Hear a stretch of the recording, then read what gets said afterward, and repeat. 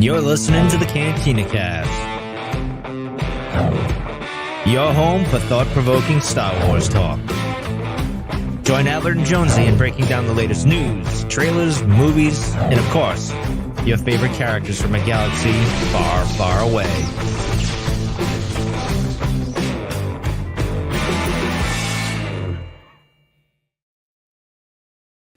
Hello, everyone, and welcome to the Cantina Cast. My name is Howard Padilla, and this is episode 449, our complete, thorough breakdown of episode 5 of Andor, an episode entitled The Axe Forgets.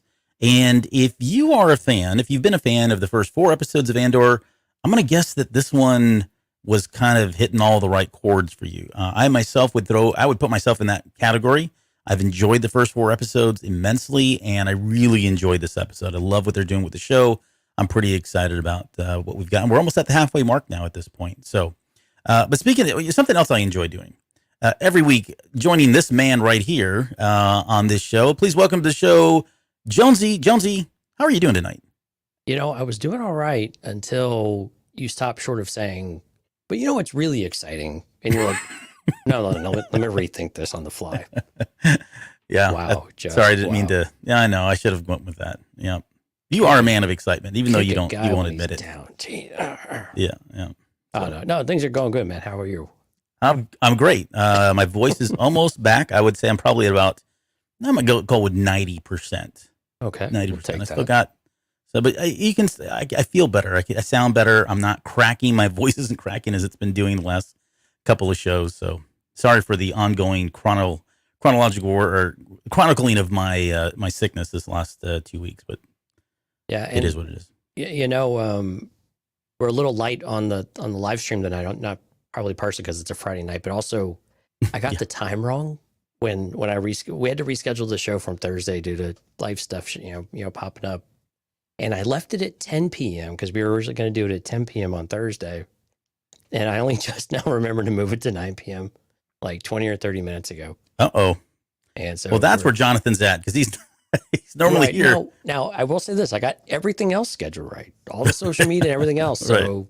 But I don't know if I got the website. It's been, a little out of sorts this week, all around. So, hopefully, people will get the notification.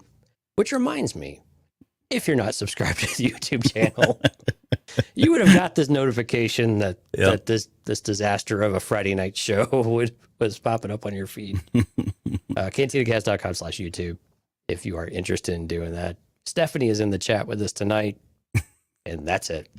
Yeah. Because if there's one person we could rely on, it's Stephanie. So there you go. Miss Faithful, Miss Constant. So thanks for being here, Steph. Yeah, it is weird because I was thinking about this tonight. I was thinking, I can't even remember the last time we recorded on Friday night. And it was Friday night long ago, man. We did this on a few episodes ago. Well, I mean, either way, like Friday episodes are not always good for live audience participation because unlike us, people have lives and they go out and do things. So, it's fine. It's totally cool. But anyways, we're still going to talk about Star Wars and we're doing this for the recording. So everybody that's subscribed to the episode, you'll get that, of course, on the podcast feed. And let's talk about news real quick. It's things are going pretty good right now. We've got the High Republic launch that just happened earlier this week. We're right smack dab. I mean, New York Comic-Con just kicked off officially today or yesterday, I think, for the most part. So, but all that said, all the High Republic authors are out. And I was going to say there really is not a lot of Star Wars that's coming out, but it has been really cool to see the High Republic authors on the press junket and out there doing social media posts. And I don't know if you caught this, but they had the Times Square down in New York ran the new High Republic trailer that they released earlier this week. They ran that down there on Times Square, and all the authors were there. Pablo Hidalgo was there. Michael Singlain was there. So it was kind of cool that they actually ran that. So I really dig that billboard they've got down in Times Square that they did for like the Obi-Wan Kenobi series, and they've done it for others where Mando Book of Boba Fett. Yeah, Book of Boba. Yeah, it looks like it's almost like 3D, like it's almost like a room with a window and just pacing around and whatever it is, and that's a pretty cool billboard. I like that a lot.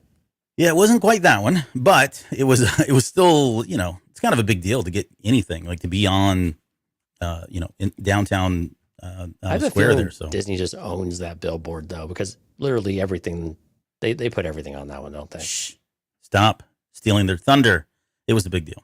It doesn't make it any less of a big deal. No, it doesn't. It doesn't. But you know, means it. I mean, because I would love to be down in New York and see that up there. That's kind of, it's just another experience of being in New York City, you know? yeah.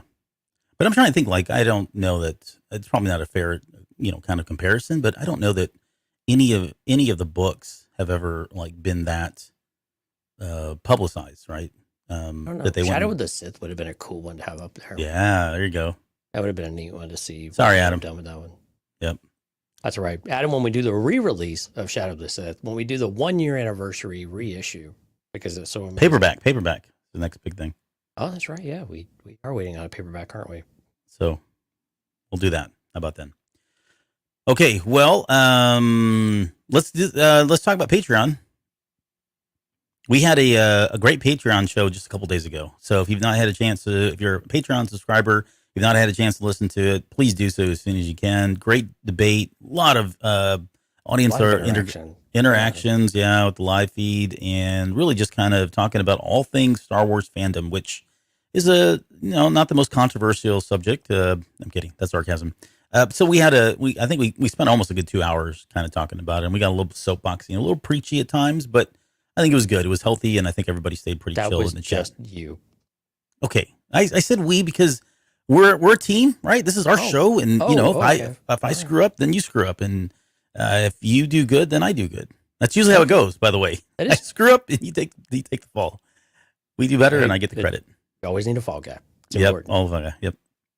So Jonesy, where would they go if they were interested in joining Patreon? Oh, I'm glad you asked, Albert. They would go over to cantinacast.com/Patreon, and they would look at these wonderful tiers, and they would join amazing folks like Mike, Kathy, Rob, Lauren, Dante, Risk, Justin, and Jackson, Mr. Rod, of course, and actually, who joined Rod? Our show notes are outdated all of a sudden with the Rod tier. Gene did. Eugene Gene, did, yeah. right? Gene's the other one. Yeah, I need to go update the template, apparently. But yeah, so thank you to all of our now part of the Tribe and Delusions of Grandeur tiers.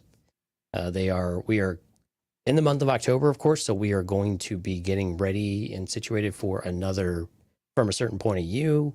And those two tiers, the top tier gets first crack at everything. They're guaranteed to be on one show a month. And then we reach out to the others as a kind of first choice before we go and approach anybody else. So if you're interested in coming onto the show, definitely appreciate you guys checking that out at cantinacast.com/Patreon.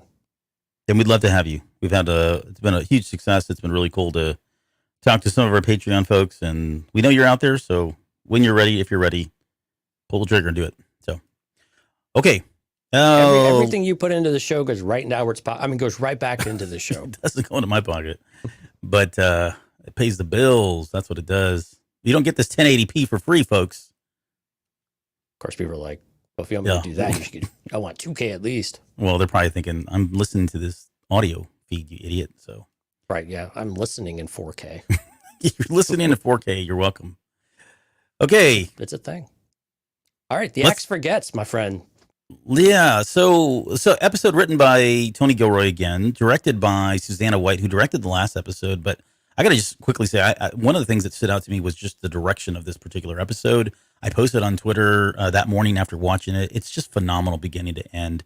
The way all of the camera work, the lighting, the angles, the staging, the depth and everything that she uses. I mean, she was just brilliant stuff. And I wouldn't look, and she's done a lot of other television, but nothing that I had ever seen. So this was really my first, exposure to Susanna White. So I thought she killed it. Beginning to end, this episode was about 37 minutes. If you take out the intro, remove the credits. So, yeah, I mean, it's pretty good size, I guess, as far as what we get. But overall thoughts, what did you think of this episode? I really like it. I mean, this was very much a setup episode. We kind of expected to I thought maybe they get a little bit further, but it's about what I expected to get out of it. And getting ready for the heist, things start falling apart a little bit. We learn a little bit more about the characters. I thought the interactions with Andor and the different people on the team are really what made this episode. Yeah. I could kind of give a care about Cyril and his Cheerios or his Fruit Loops or his, his Crunch Berries. Crunchies. I think it's Crunchies was the audio descriptive term. It looks like oops all berries to me. Yeah, But it does. that is not this show talking about cereal and which is best and which tastes like sandpaper. That would be The Basement. That's The Basement. Yeah. Yeah, I don't know if you've heard of that one. But no, it was really cool seeing this all start to come together and get us ready for next. It was very much a setup episode, but it was still really rich with content and really rich with character development too. I really liked seeing Andor kind of having to take a bit of a leap of faith, of what it for him to come out and explain why he's there, even if he felt a bit like his back was against the wall. It was really interesting, and I'm really curious to get your thoughts about how that is as we get into the show. But again, each one I think gets a little bit better, and we could probably argue which ones are the best episodes so far. But each one has a really amazing element that the previous one didn't have, and it's building and it's building and it's building. And so I really like it. And Lieutenant Gorn, man, every scene that guy was in, it was nothing super spectacular that was going on, but it was just what was going on was just interesting, and it was working. Yep. The Mon Mothma angles, like everything that we were concerned about, we're not concerned about, that we said was going to be a success or a failure. And I know I'm bringing it up every week, and that's intentional. Mm-hmm. Well, no, that's good. That's good. It's checking the boxes in the right column, yeah. And so I'm really excited that it is still doing that. And again, 37 minutes, but man, it feels like a longer 37 minutes in a really good way. That it's taking its time and it's really, really full of content. And so again, hitting all the marks. And yeah, Susanna White really loved the directing on this one. When the model was on fire, it felt very much like watching Vader burn in Return of the Jedi. Oh, it was just so cool. Yeah, the same feeling. Cool. Yeah. So so this episode again, I really enjoyed it. There was a lot of good things going on from the direction, but like you said, the acting has been just freaking top notch. And I know Star Wars maybe hasn't always set the bar very high for that in terms of even the movies. I want to put things in perspective, but again, it just feels like a different breed of caliber of actors and writing and directing and all that. So this is premium television content, and it's delivering on the premium without a doubt. Yeah, no, I would agree. I feel like that a lot. But the Lieutenant Gorn stuff, I found myself super intrigued by that, right? And getting his backstory. And it wasn't honestly until like the third watching that I understood what was going on with his character in this episode. And I've seen other people talking about it, and I think they've missed it.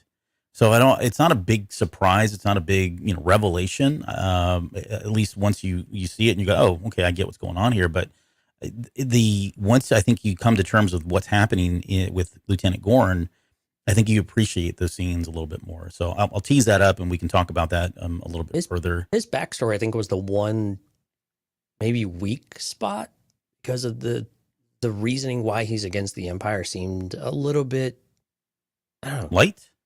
Yeah. Are you going with that? I was trying to find the right word. I kept thinking shallow, but that's not the right word. But yeah, light. That's exactly how I would put it.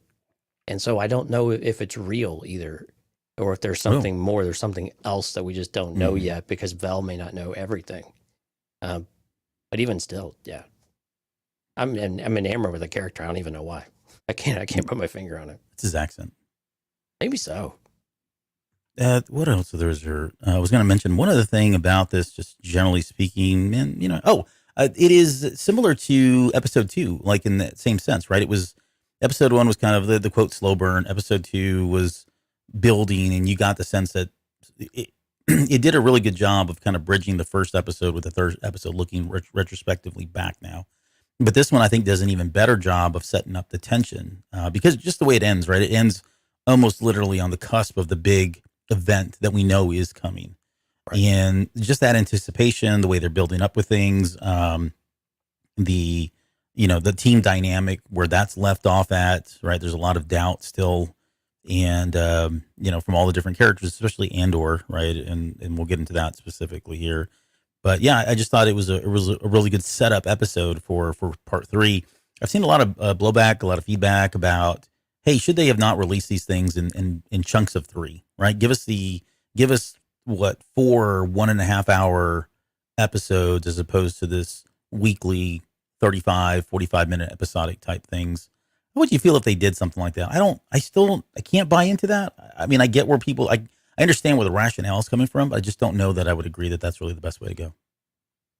It just depends. I mean, if this is one, so I think we had talked about this maybe a couple weeks ago. This is really it's not feeling episodic. It's feeling like one continuous story.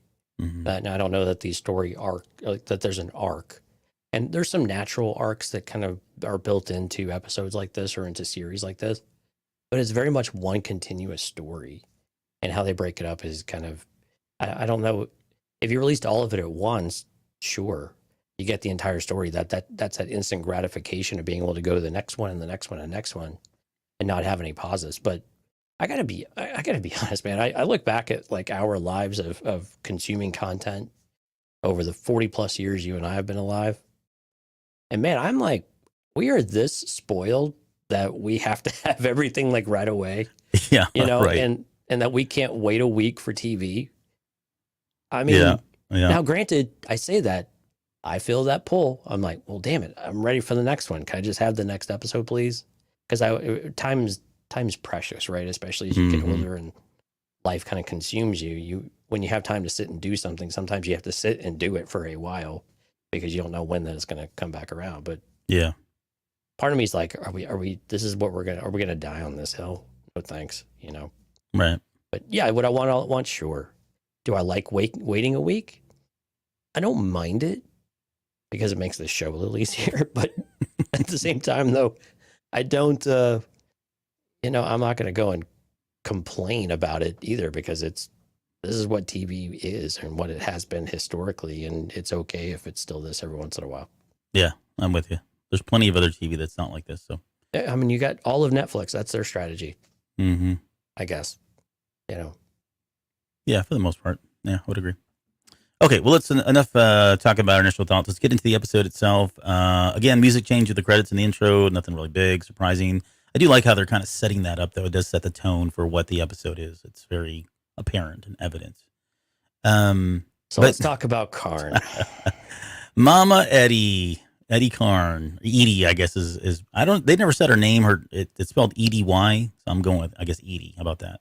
I'm on board with that. So without going into like the scenes, man, what are your impressions of what's going on here with Karn and Mom and Uncle Harlow? Uncle Harlow. I mean, just how are your feelings about these scenes okay, in general? so is this a positive thing for you, or are you like left scratching your head a little bit like, nope. What the hell are we watching?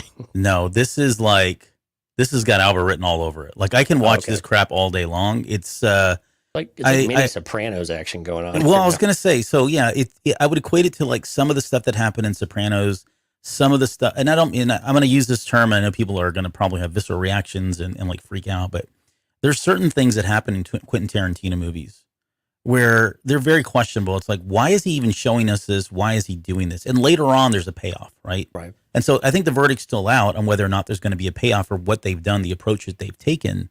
But these little bits and moments and scenes that feel like they mean nothing do add up to something later down the road. Now, it may not be hugely, wildly significant. It may not be, it may not lead up to some catastrophic moment or anything like that. But in the context of the storytelling and story development, it does mean something, and it gives you insight. That's more than anything. I think that's what Tarantino usually does. He gives you insight into just these everyday mundane things that eventually turn into something down the road.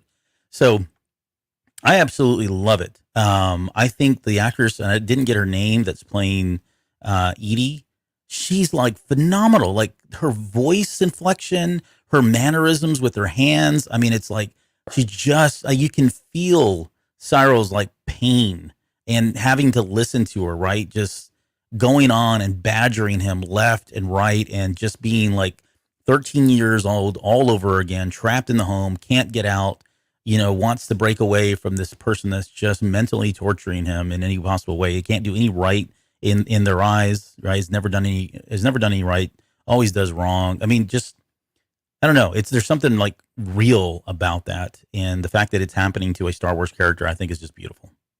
So let me ask you a question about Uncle Harlow. Is this going to be a character? Well, no, I mean, no, go ahead. But the name Uncle Harlow, it makes me giggle. I don't know why, but yeah, go ahead. It is weird. Is this going to end up being a character that that's already established that we know? Do you think it's going to be something like that, or is this going to be a character that never surfaces? It's just this off-screen, mafia type of thing. No, let me make let me make some calls, and we'll make something work out. Right. Because this feels like this is the predecessor for getting Cyril into the Empire, right, or something to that extent. It feels like he belongs in the Empire, one way or the other. Right. He's got the fanatic behaviors, even though he's a disappointment. He's checking all the boxes as far as the Empire is concerned. They just don't know it yet. Sure. I'd agree. So is Uncle Harlow going to be someone that we recognize, or is this going to be a non-event type of character for us? I'm like 50-50. Like I can see, I was thinking the same thing. The way they've written the character, the way they've set him up, and there's a mystique about him that leads you to think, okay, they're going to surprise us, and there's going to be a reveal, and it could be a lower tier character of some sort, right? But somebody who's well placed within the Empire, who has strings, who can get him a job, kind of thing. Maybe they're directly connected to like a Krennic or something like that. I wouldn't say it's going to be Krennic, of course, but I would actually be okay with that if they did something like that. And if they didn't, that's okay too, right? The idea that there is just somebody named Uncle Harlow who has got connections with the Empire that gets him in is probably enough. But I guess I could go either way, but I get what you're saying though. Well, here's where my headcanon's going. Okay. If you're ready for this one. Yeah. So Uncle Harlow is Palpatine's nickname because this is his long-lost girlfriend. Wow. I'll stop there and let your imagination run wild. Yeah, he knows how to pick them. I'll tell you what, man. The guy. How cool would that be if Emperor Sheev Palpatine had a nickname of Uncle Harlow? I mean, it's like straight out of Robot Chicken. That's why I keep laughing, because it's like if it's anybody like hugely popular, just the name Uncle Harlow sounds hilarious. You know what we got to do? Yeah. In all of your infinite free time, because I know this is right up your alley. Okay, I'll make time if this is good. You should take an image of Emperor Palpatine in on a card back, like an action figure card back. Yeah. And like redo the label. It says Uncle Harlow. Yeah. And maybe just give him like a necktie or something. Right. Yeah, exactly. Like with his emperor robes. Yeah. Yeah. Okay. I'll see what I can do. I mean, I think it's worth it. We're going to make millions off this free image we're going to put on the internet. So, oh boy. So yeah, what are your thoughts? I mean, I guess you've kind of said and I get it. You're probably scratching your head going, what, do I really need to see this? Because to be fair, these scenes are like not even very long, they're very short. There's really not a whole lot transpiring other than this Uncle Harlow thing, right? Yeah, they're not. It seems like that's going to get him out of there, and they're not exciting whatsoever. They're a little bit slow. He threw the cereal in the thing, and it made a splash. It did. So we're gonna get a sound and editing award nomination. I don't know why people are saying there's no action going on in this series. No, but I do. I understand. I just love it. I just love that stuff, like this everyday, routine, mundane nothingness that turns it. I don't know. It's the perennial disappointment that child that comes home because they're jobless, and have no prospects. What are your prospects? I mean, she's grilling him over prospects. Jeez, Mom. Hey, before we get, I want to ask you about so I think we've talked about Cyril and like he's just miserable. I mean, it opens with him crying. So I mean, this guy is like, I mean, he's bottomed out, and I think we got official confirmation. I think it was Utini in the chat or in Discord, I forget. One of the two had said that he had thought that Cyril had been let go, and I misinterpreted the line when he was being let go as and we had talked about it too. Yeah. But so I think it was in Discord that I think there was a confirmation that, yep, we confirmed he's done. He's been terminated. Right. Which that for me is heartbreaking because his buddy, I'm worried, like, how does he pull him in? It could be one of these things where Cyril gets the job and they're like, okay, you can put your team together, and he calls him up and says, hey, we're getting the band back together. Maybe that's how he comes back in. But right. But Uncle either Harlow way, sets him up. He's like, you know what? I know a guy that would be perfect exactly to help us on this mission. Right. Yep. So let's get that. I want to talk about one quick thing before we get into Edie's comments, because there's lots of them. They're hilarious. But the aesthetic of this home is something that I've really dug. Like, it feels like they built this thing. Like, this feels and I wouldn't say the first time in Star Wars, because there's been other moments, but for whatever reason, they've done a particularly good job of making this feel like it was a set from like 1977, right? From 1978 when they were filming. Everything from the color palette to the bleak tones, everything that Edie's wearing looks very old, dated. Her makeup, the hair, even like the cereal container that she has looks kind of like that late 60s, 70s futuristic look that they were trying to go for right around that time. But if you go back and watch those scenes, even the lighting itself, it just looks like this thing could have been physically shot sometime, around circa 78, and we wouldn't know any different. Yeah, I like the aesthetics. It very much calls back, even back to A New Hope. And Luke on the farm is not the same as Coruscant or, a bustling city and the hovels and the homes that they have out there, the apartments and whatnot. But still, it's just that connected tissue. It just feels like they're still in the same place. They're just in very different walks of life. But they're still very related, and they still, kind of talk to one another in that way. And so I really like that. The costuming, I might agree a little bit less with on that front, but then I think about Beru and what she was wearing as she was making smoothies or whatever it was. And my argument has been dismissed. Yeah, she had the big vest on, working the food processor there. Much like Cyril's been dismissed. Yeah, yep. Poor dude. I said, good day, sir. I said, good day. All right. So Edie's comments, I don't know if you have any favorites. I'll tell you what my favorite was, by the time you've remembered to sit up straight, it's too late. And then the best one was, you might as well wear a sign that says, I promise to disappoint you. And he's just like, half the time he doesn't say anything, but you got to think he's heard these same types of comments, if not the exact same type of comments over and over again. This is just another day of misery and hell living with this woman again. Right. And how difficult must that have been to make the decision to go? That's the only place you have to go.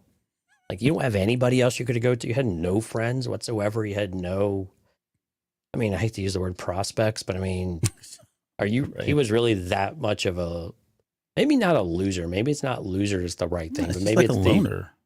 A loner, or he's just that into his work. I guess. Mm-hmm. But even still, no, just seems like loser. Loser. And it makes the slap even more like sad now too, because I think that, we didn't know why she had slapped him, but not only is he coming in, and this is just like, it's what do you call it?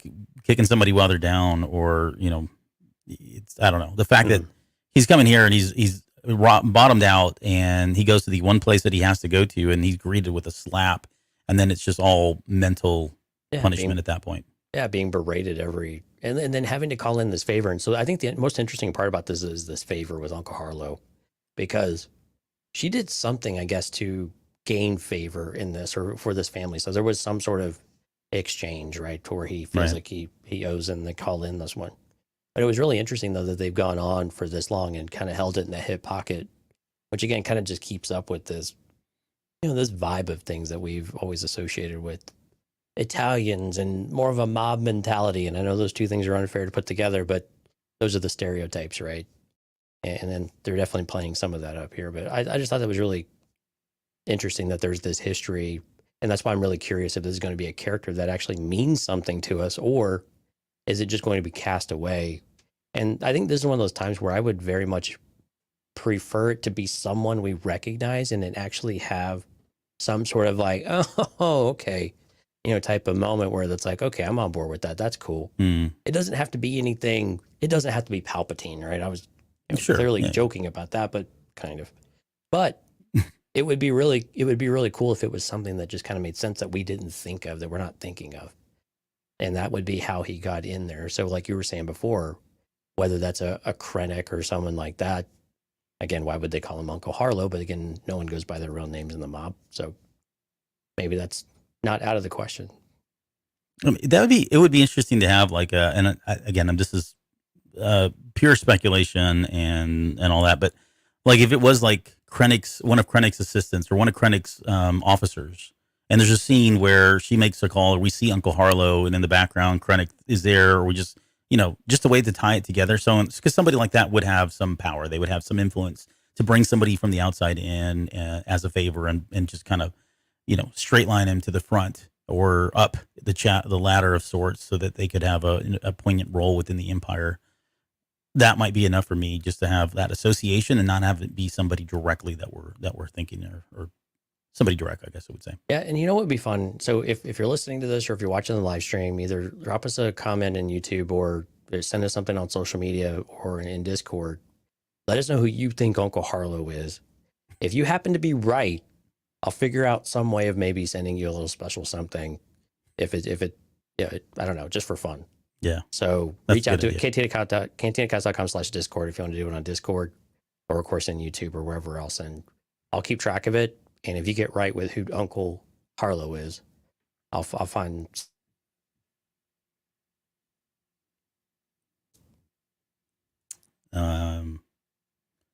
Did we lose you? I think we had an internet hiccup. Okay. Well, we're back. We're back on track. All right. So yeah. So good luck on if you guys have a guess and you want to submit that, that would be really cool. Okay. Well, let's move on. Again, the key takeaway, like you mentioned earlier, is that there is an Uncle Harlow. This is, we had assumed that he would join the Empire. We could be wrong still. I mean, it could just be another job. Who knows what it is, but this does look like they're setting up this whoever this person is the one that's going to get him back on track and maybe, so in our head canon so that it can work, get him up, working with Deidre at some point or whatever. We'll see how that plays out. But let's, from here, we go to the, base camp in Aldhani. Mm-hmm. And it opens with what's his name? Skeen going through all of Andor's stuff. And this isn't the first time. This happens a couple times in this episode, but interesting background on Skeen. Like I really dug what this guy was saying. I like his approach, even up to the very end, when he puts the knife up to his neck, it's like he knows there's something going on, right? Even though everything seems to be checking out, there's something to be said about his intuition, right? I think they all feel something is not right here. Why would you bring someone at the last minute? You didn't mention it, Vel at all. The guy's a bit standoffish. He's not a team player. He's not sending the right vibes for the team, given how dangerous this mission is either. So yeah, I think not surprising. Do you think Vel actually told him to do that though? Well, see, that I don't know. Like I would have called his bluff and went and asked Vel, but he didn't. Right. So I don't know that we'll ever know the answer to that. But that doesn't seem like Vel's character. Well, yeah, and he doesn't seem like much of a BSer though either. But maybe he is. Yeah. True. Yeah, but I think the only difference is with the exception of I forget the tall gentleman's name with the M, starts with an M, or with a T. Tamara, what's his name? Dang it, I'm still learning. It's Tamarin. I'll just call him Tamarin. With the exception of him, everybody else seems to have at least fallen in order or fallen in line or accepted that he's here. Right?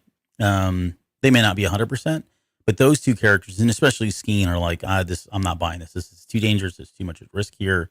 And so I get why he did what he did. Now, let's talk about the tattoos. I kind of watched it a few times, and I think one of the tattoos, at least, maybe both of them, are prison tats of some sort, or some way distinguish him as a member of a group within a prison society, right? Or a gang of some sort, or a clan, they don't elaborate very much, but at least one of them feels like it's very prison specific because that's when he asks Andor, and Andor says, oh, wait, they realize, so you must have done time, right? That's the only way you could have recognized one of these tattoos because he did time as well at some point. Right, and that was the one that was like the vertical barcode of sorts. But then what was the one on his arm? Was like by the hand or something like that? By the hand. And the first one was crate head, and then the second one was by the hand. Yeah, and I really couldn't find anything that either one of them meant, at least nothing substantial to go behind it. Did you find anything? No, I didn't at all. That's fine. I like that. If there's a prison, like if there's a galactic prison system, there's probably millions of people in this thing. So, Well, with Andor, it sounded like maybe he was a kid going through the system. Like it's almost like juvie to an extent. So. Yeah. That's right. Because Andor then goes on to say that he had served in Sippo, which I'm assuming is some kind of a prison complex or of some sort, right? Kind of like what was it? The Citadel is the one we had in Clone Wars. But yeah, he came in there as a youth at age 13. He was there from about 13 to 16 years old. Again, we're getting more like, even though we've not had the flashbacks, it does sound like we know he had a history prior to this moment, right? Prior to being involved with these guys here, he did have a criminal record with the Empire, but it sounds like it's much more in depth than we thought. Like it seems like he's been on the run, or maybe these are like small misdemeanor kind of things, right? But there's a lot of them. There's been a lot of frequency of them, so it bodes well for his. Hopefully, that we get some more background and flashbacks for some of this stuff. Right. When you think about, man, what youth go through when they get into the system for, what's it called? Like juvenile. No, well, juvenile, yes, but also, or like when they go to the orphanage and that system, right? Mm. With foster families and things like that, and they just kind of get tossed from place to place to place, and they just end up in one after another, and then unfortunately some of them end up in juvie and in places that they'd prefer not to be. But it's just more of that story of how, when I use the word lost, I don't mean existentially lost, but he's just kind of part of this system that doesn't work, and it doesn't help people like Andor, who have been totally displaced, don't have a family. Tragedy has hit. They've basically been taken. But again, this is also, if he was such a young kid, he must have been in some sort of trouble because Marva had taken him in and Clem. So was he doing things to help them, and that's how he got busted, or was he rebelling? Or just kind of being a normal teenager? There's a lot of question marks, but I think it just continues to show this line, or all these moments in time of that. Again, we always go back to, I've been in this fight since I was 6 years old. Mm-hmm. That can mean so many different things, and I think we're starting to see, at least in very, very small bits, that can mean a lot of different things, and it's a much more complex statement than just the Empire came in and destroyed my home when I was 6 years old. Right. It's so much more complex. There's so many more layers to it. And it's a continuous process. It's not just a singular event. Yeah, I would, in my head canon, it sounds like at least in my head canon, I feel like he was still very much loved by Marva and Clem, and was helping them do their work, right? Indoctrinated into the system at a very young age. And so, he was probably breaking the law, and it was probably for all valid reasons, right? Injustices of some sort, but nonetheless, he still had to do time. But I mean, I could be wrong. He could have left. He could have ran away from home at some point, and then had his little rebellious stage, and eventually ended up back up with Marva and Clem. So I guess we'll see. I don't know. Again, I mean, we're almost halfway through this thing, and we have not had a flashback scene since what, episode 1? 2. 2, yeah. Yeah, maybe 3. No, 3 was the last one, but that was like the very end. But right. So yeah. But again, it's been 2 episodes now, no flashbacks. Right, and Skeen kind of summarizes it though. Lots of cages. Mm-hmm. And it definitely just feels that way. Even if it's not an actual prison, you just feel trapped by your life in general. Yeah. Everywhere you go, you just feel like you're stuck doing the one thing to survive, rather than actually making a life. Yeah, no, good point. And speaking of Skeen, he mentions that he kind of gives us his backstory. We get a lot more of that later on as part of his apology, air quotes. But we get the sense that he's out for revenge, and there's a lot more to it than that. There was a comment there, and we get the quote, the line, the episode title: "The axe forgets, but the trees remember." Right, trees remember. Right. And I think it's probably self-explanatory, but it's really all about, the axe in this case is the Empire. They go out and they hurt a ton of people, and they just don't care. They're just another body to slay, another slave or person to enslave, or being to enslave. It's a problem to solve, basically. Exactly. They don't even equate it to people and stuff all the time. It's just a problem to solve. Yeah. And what remains, right? The trees being the people. They remember all this stuff, and eventually they rise up, right? They can only take so much. That's how these rebellions start. All the years of oppression and knowing, all the ripple effects of this stuff happens. And so that's kind of where this is coming from. And so these guys are being, in the same kind of analogy, all of the people that are part of the rebellion are all the trees. They've been hacked and slashed by this axe for so long, and it's time for them to take measures and take things into their own hands. Right. Excuse me. So there was an interesting. Cassian says it always breaks at the weakest point, and it feels like he's kind of teasing out everybody. He wants to kind of get a sense of where he stands with them. And Skeen does a pretty good job of kind of giving us this whole kind of overview about, Nimic is a true believer. We see his fanaticism in a little bit later. I mean, good Lord, he's got his own manifesto, which is kind of crazy to think about. He talks about Cinta Kaz being very fearless, stone cold, probably the one person that's, solid and behind this effort 100%. But the lieutenant one I thought was interesting too, because I'm with it. Like we didn't know enough, and I think we do now. But if I'm Andor, I got a lot of questions about this guy that's still part of the Empire, and how and why do these people trust him so much? And they've never really answered that. We just know that they're following him, they're trusting him to do all these things, very, very highly dangerous heists that they're about to do. But somewhere they had to get comfortable with him, right? They had to befriend him in some way. So, I mean, I get it. I get where Andor's coming from that perspective. Let's move on to Coruscant, and what continues to be one of the sad stories of Star Wars.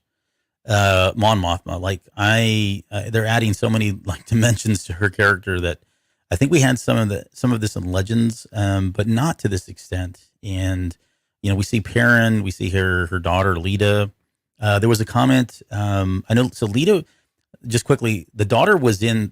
I hate to bring this up again, but it's our show. Star Wars role playing game. The entry for Mon Mothma had her having a daughter in that. Right. And someone asked us in Discord. I forget who it was. It might have been OB2. Had asked if we had ever seen Lita's or her daughter before in anything else, and so I didn't know the answer at the time. I went back and looked at it, and apparently they did other things with this character. So I think for a lot of people it was new, new news, but she's always kind of had a daughter, I guess is the short answer there. Yeah, and unfortunately it shows this home life. And to be fair though, and I have to separate myself personally from some of this stuff, but I think some of it is also, has Mon Mothma put herself in this position a little bit of, because we see this with parents who work a lot too, right? When a parent works a lot, there's this distance that forms because they haven't been around, and you get some of this animosity. Now, Perrin is absolutely not helping, and he is stoking the flames, and the way that he's behaving is unacceptable and is basically egging that kind of behavior on, and some of that. But I think it's also there's always a bit of truth in some of the stuff of, maybe she doesn't feel like Mon Mothma has cared or pays attention. She's too wrapped up in her causes and what she's doing. And now, granted, when you're on this grand galactic scale, it's unfortunate when things kind of boil down to a more self-centered perspective. But then she's a teenager, and so that's part of it. Is everything is about the teenager. But now that Dad kind of plays all of that up, it's unfair for Mon Mothma in that respect, that she doesn't even have the verbal support from her husband that, that we should treat each other with respect. She should be at least, he should at least act like he cares, right? Rather than just being a jackass about it and laying back and like, no,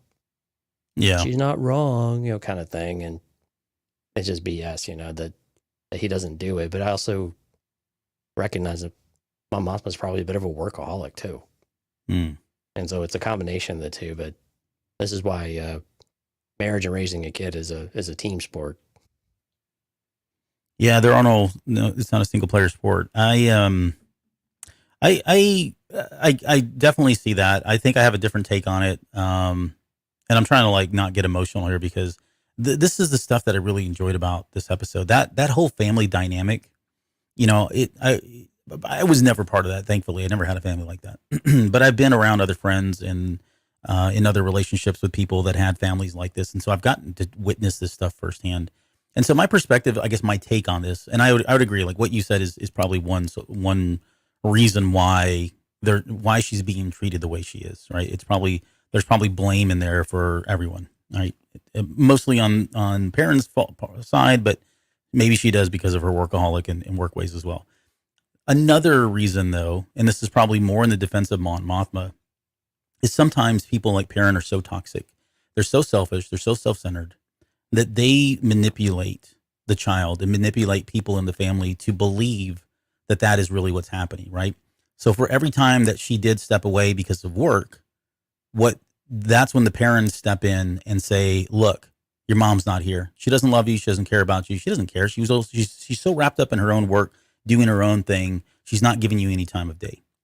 The minute that Mothma is trying to do something with that child, it's never acknowledged, right? The parents then step away. They detach themselves and do whatever they can to hijack that experience, hijack that relationship, almost, try to take it down in some way. And so over time, the only thing that they end up remembering is all the negative stuff. And so they end up building this long narrative of, look how awful your mother is, right? And as a teen, like you said, by the time they come into their formative years as a teen, that's when they become very, they do become very self-centered. It's all about them, right? And so if you've got that historic background and coming into it like that, plus hormones and everything else, it becomes really easy for, I think, a teenager to suddenly go, this is my life, and you've never been here for me. You don't care. I'm letting you off the hook, right? She's saying some really awful things because I take Mon Mothma's comments at face. I take them at face value, but I truly believe like she's shocked that they're even talking to her this way, that they're this disrespectful, because in my head, again, I feel like she has been doing these things and they're not acknowledging that. All they want to do is focus on and acknowledge the stuff that she isn't doing, which is probably not, it's probably not fair to do in the grand scheme of things.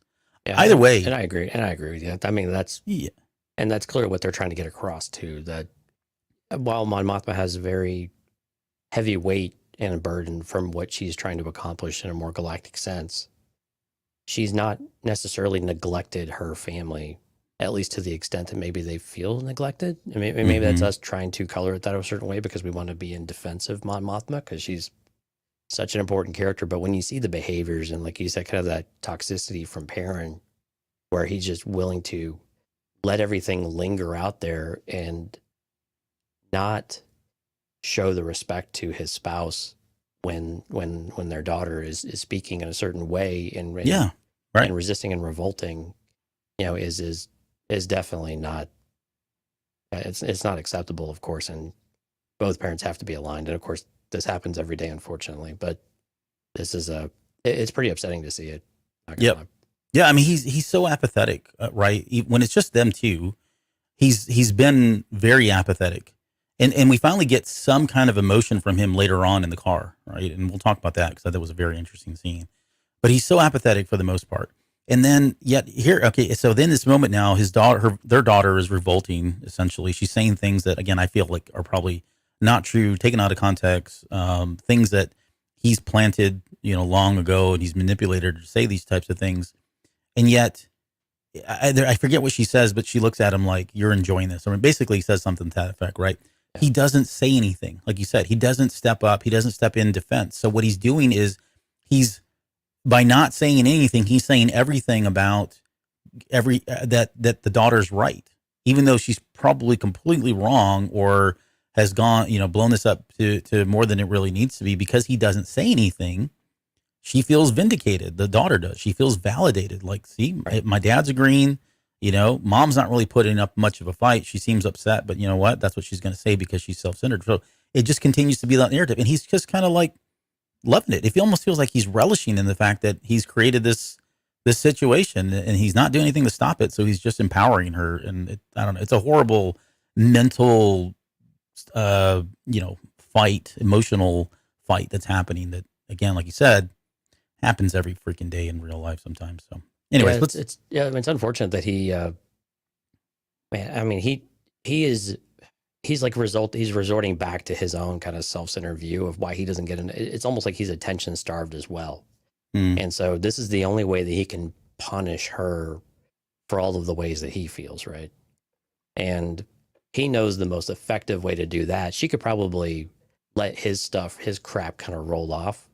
But when it comes to their daughter, that's the way to get to her. Yep. Right. Well, I know she doesn't care about me, but I know she cares about this young lady right here. Right. And so this is the way I'm going to be able to do it, and that's the way I'm going to take the knife and kind of jab her in the side. Yep. And that's going to be my way to rebel in his own little way. Okay, so we'll get more. It's got heavy. Let's move on. Yeah, no, we'll get more to that. We'll get more on them here in a little bit. But back to Aldhani. this is where we get Nimic's manifesto. Excuse me, where we get the background on him. He seems like he very much like I was thinking of Leox, but he's still enamored by old technology and the fact that stuff can't go wrong or whatever. We had that whole the comparison and the analogy there. What's that? I didn't make that connection. That's a good one with Leox. He's like, well, he's so it's unique old. now. It's tried and true. It works. Yep. Once you figure it out, it will never. It will always be good because you can fix it because it's basically mechanical, or as mechanical as Star Wars gets, I guess, in this type of thing. Yeah, and Leox says something in one of the books similar to that. I think it's in The Fallen Star. He kind of goes on the same kind of a speech there about old tech versus new tech. But the important takeaway here is that the Empire controls all this tech, and so you can call him paranoid if you want, but he's right. I mean, there's something to be said about that stuff. Right, and again, it's important for the rebellion because being able to not be tracked or be able to pick up on things that they don't expect you to do is how the rebellion gets going. I mean, it's this cast of what's your trash is our treasure, and we can make this into something that is actually very valuable and something that can help us operate and counterpoint to everything that you're doing to the galaxy and find a way. Yeah. There's the whole thing about he makes a good point, and I never really thought about this that much, but the fact that you think about the time that's elapsed and just how fast and how quickly the Empire has grown, and just that feeling of like we can't even catch our breath. Like we can't up until now, no one's been able to even like rise up against them because it's just been an onslaught of change and oppression at every level, and the wiping out of worlds, desecration of lands, desecration of people, the mining of resources, all of that is the pillaging of resources from planets. It's just been a whirlwind, and what he says in this particular part is that you forget who you are. You just kind of go with the flow and just fall into line, and you're oppressed, and some people don't even know it. They just accept it and they figure out a way to continue to live with that. So I get what he's saying in that perspective. I just really had never kind of thought that was possible in Star Wars. Right. I mean, it's one of these things, and you even equate it back to the Mon Mothma and parent thing. What the Empire really excels at is isolation. So if we can isolate all of these pockets, the likelihood that they'll be able to have any kind of organization, that they'll have any kind of cohesiveness, they are weaker by themselves because we know if they start getting organized, they can be a threat. Yep. Right. And that's what the Empire has been very good at is breaking those lines of communications apart, making it a very regional type of society. The trade and things like that have been restricted. And Mon Mothma talks about this episode previous of, he's these people like Slime Morin that have been blocking trade routes that are basically for feeding people. But again, that's how you continue to block communication and block these avenues for anybody to know what's going on in the galaxy, where you just adopt whatever you're told, and this helplessness that starts to sink in, or at least there's no hope. Maybe that's just more what it is. Right. Yep. How would you? So here's a theory that I had. It's not in the show notes because I wanted to surprise you with this one. Oh, great. But here's the theory I had. So how would you feel? All right. So we've talked about Nimic, the character himself. He seems like he's like the poster child for the Star Wars character that we're going to kill, right? So let's just assume this dude doesn't make it out of there.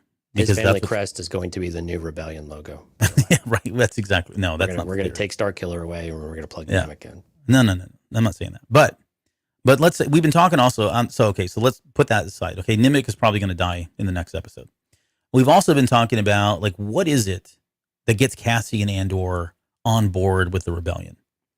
When Nimic is talking about the pace of repression outstrips our ability to understand, he's just rattling on out of his manifesto, right? And he even says, he even says to Clem, like, you're the perfect audience, right? Somebody that what did he say? I'm trying to think. I have the quote in here from Clem.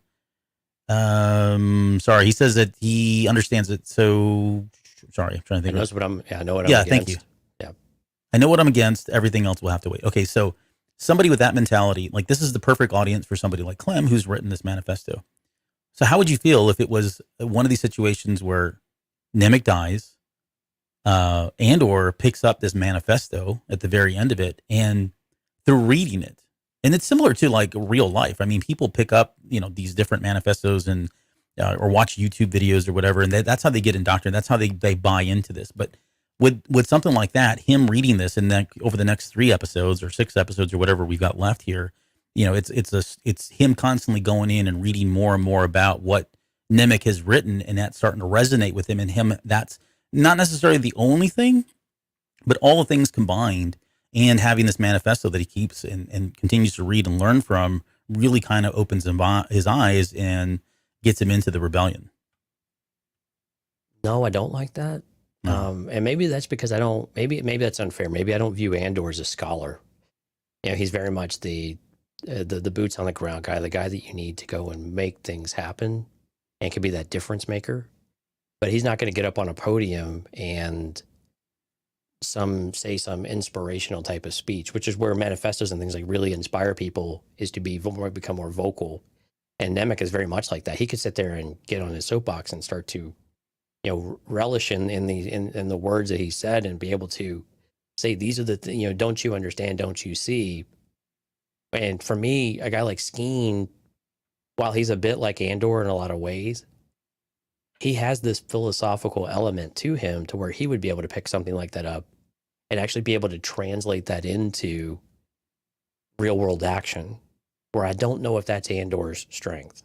And again, I'm not trying to shortchange, the character of Cassian Andor at all, but how they've framed up the character to be in the past in Rogue One and so far is that everything is still very much right in front of him, and he's been reactionary to an extent.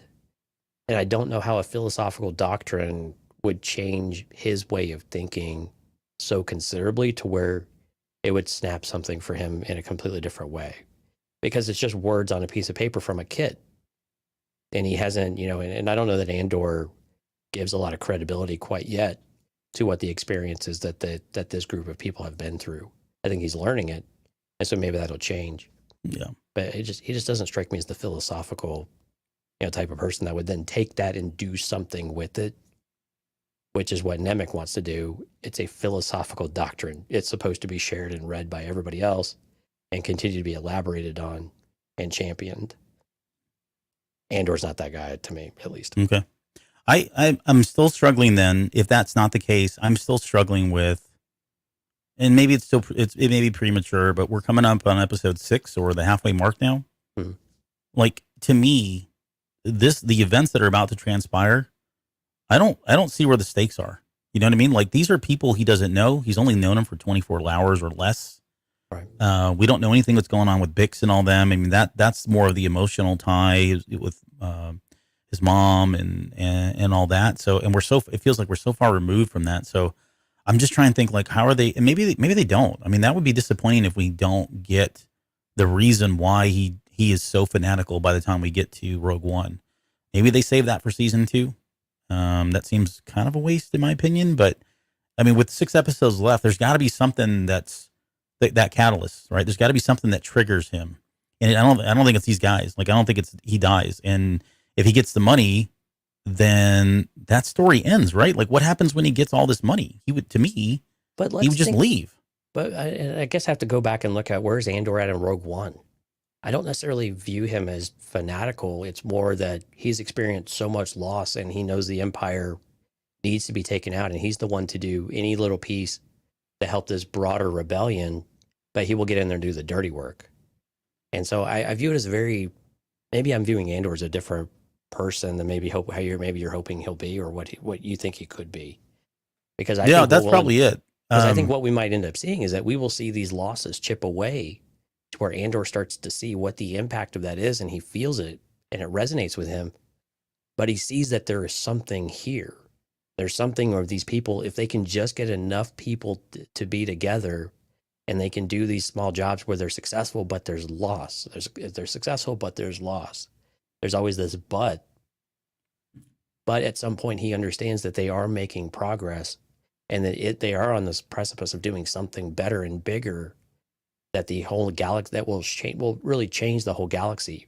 I think it's okay that it's going to take Andor a long time to get to that point. And I think they've set that up with interviews and everything else. And I think where he's at right now is that you kind of feel like Andor's like, okay, yeah, I'd really like to stick it to these guys, but man, this is suicide. what are you doing? And I think that's part of the thing is that a few people can do the impossible under really special circumstances with really special people. But if you lose a few of those that you start to have some sort of attachment to, it means all the more. But for me, it's Andor. How is he going to learn not to give up and not to bail and not to jump ship?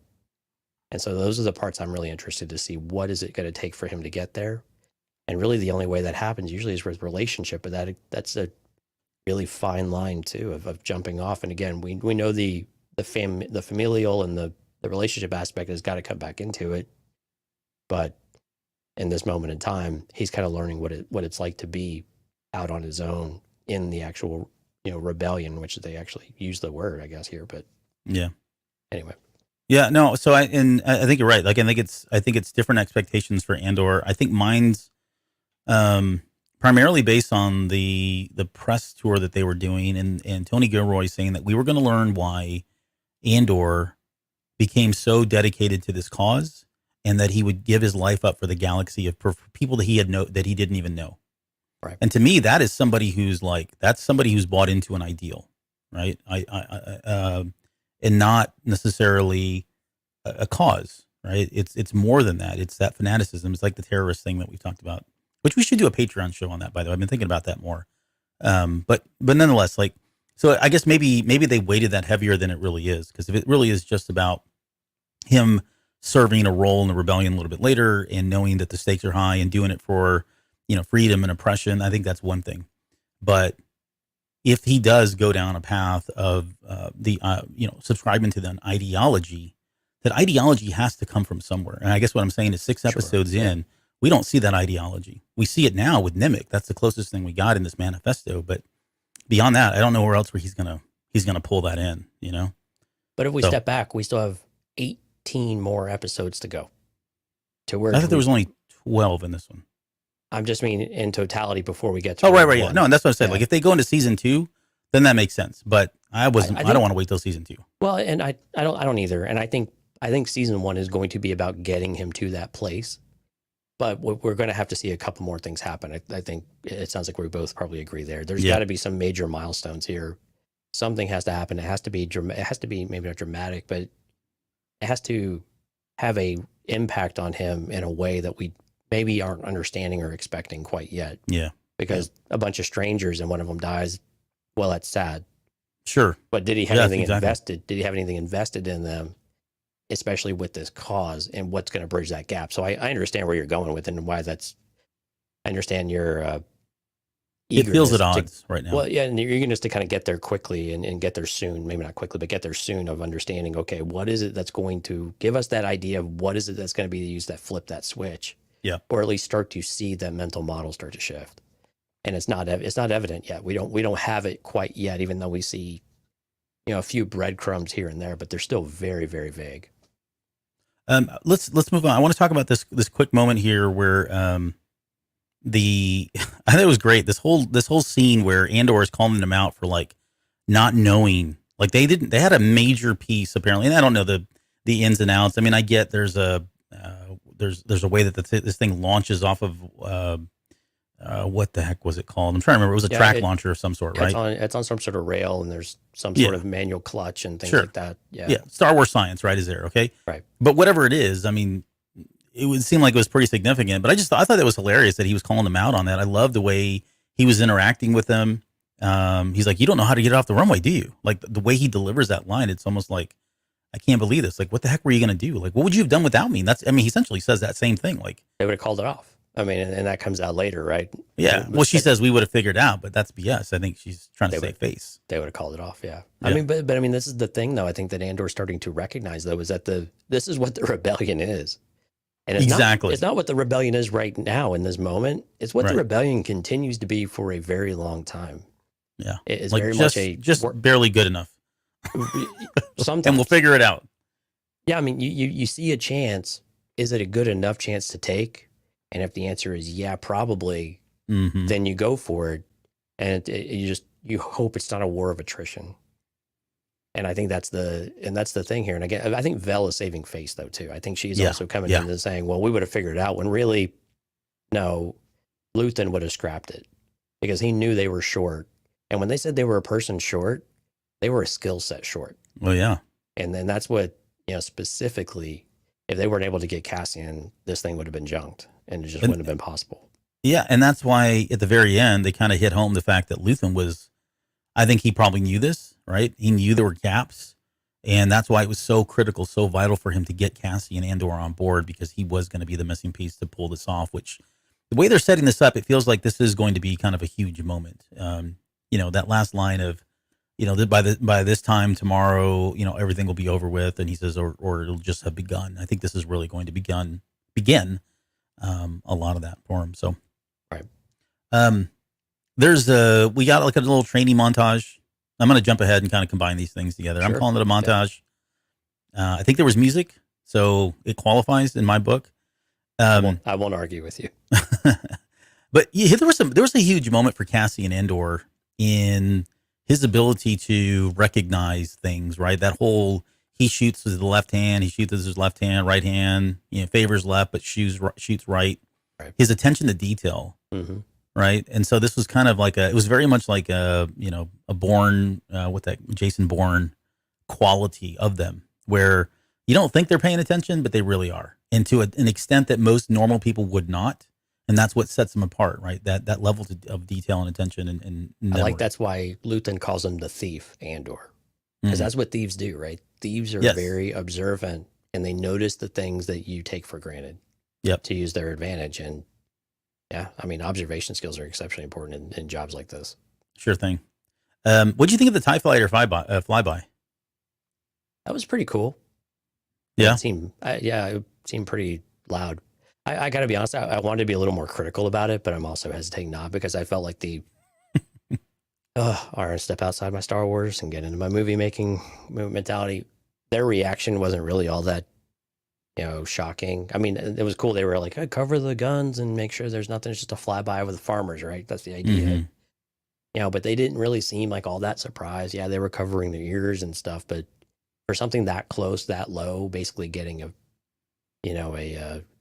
basically, what was it they do in Top Gun where they buzz the tower? I guess is what they call it, right? Yeah. For effectively buzzing these guys just to make a point, these lowly farmers, peasants, I would have expected them to maybe act a bit of a certain way. So that's just an acting critique or directing critique. But anyway, that would have freaked me the hell out. I mean, that's would have been the reality of it. Yeah. No, I enjoyed it. I like the visual. I like the sound. I like the visual itself being like the water that was like kind of kicking up and stuff. Yeah, I figured it would have been louder. Yeah, and it fell a little flat for me for whatever reason.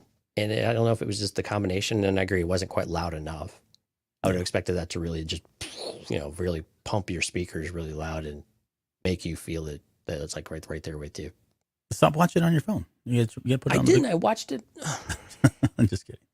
No, that was cool. I got another question for you too. Like earlier on, or maybe I can't remember where it is, but at some point, I think it's Skeen is talking to Andor, saying that Cinta shares a blanket with somebody, right? Assume that she's with someone in that group. And then later on, Vel like steps in between her and Andor and says, "You can dress yourself." And then later on, even after that, when Andor hands her the thing to take a swig of the alcohol, she comes and steps in between them yet again. If you look in the background, she's watching them, like keeping an eye on them. Mm-hmm. And then she steps in, takes it away from Cinta, and then does the toast. But I guess pretty safe to say that they're a thing. Maybe so. Cinta and Vel. Maybe. I mean, Vel had her own hammock, in an earlier scene or an earlier episode or whatever it was. But I think some of it though is that she sees Andor favoring Cinta, and there's no room for that in this operation at all. And so it probably is Vel. It maybe is Vel. It's where my money would be. But at the same time, she's stepping in, maybe not necessarily from a jealousy standpoint, but also like, no, you really need to focus and not confuse everybody and step in here with your day old self, ruining our team dynamics and everything else. And, focus on the mission type of thing. No one's happy you're here anyway. This will make it only worse. And it's clear that he's favoring, Cinta, stealing glances over at her and whatever. Well, I already shipped them, so it's too late.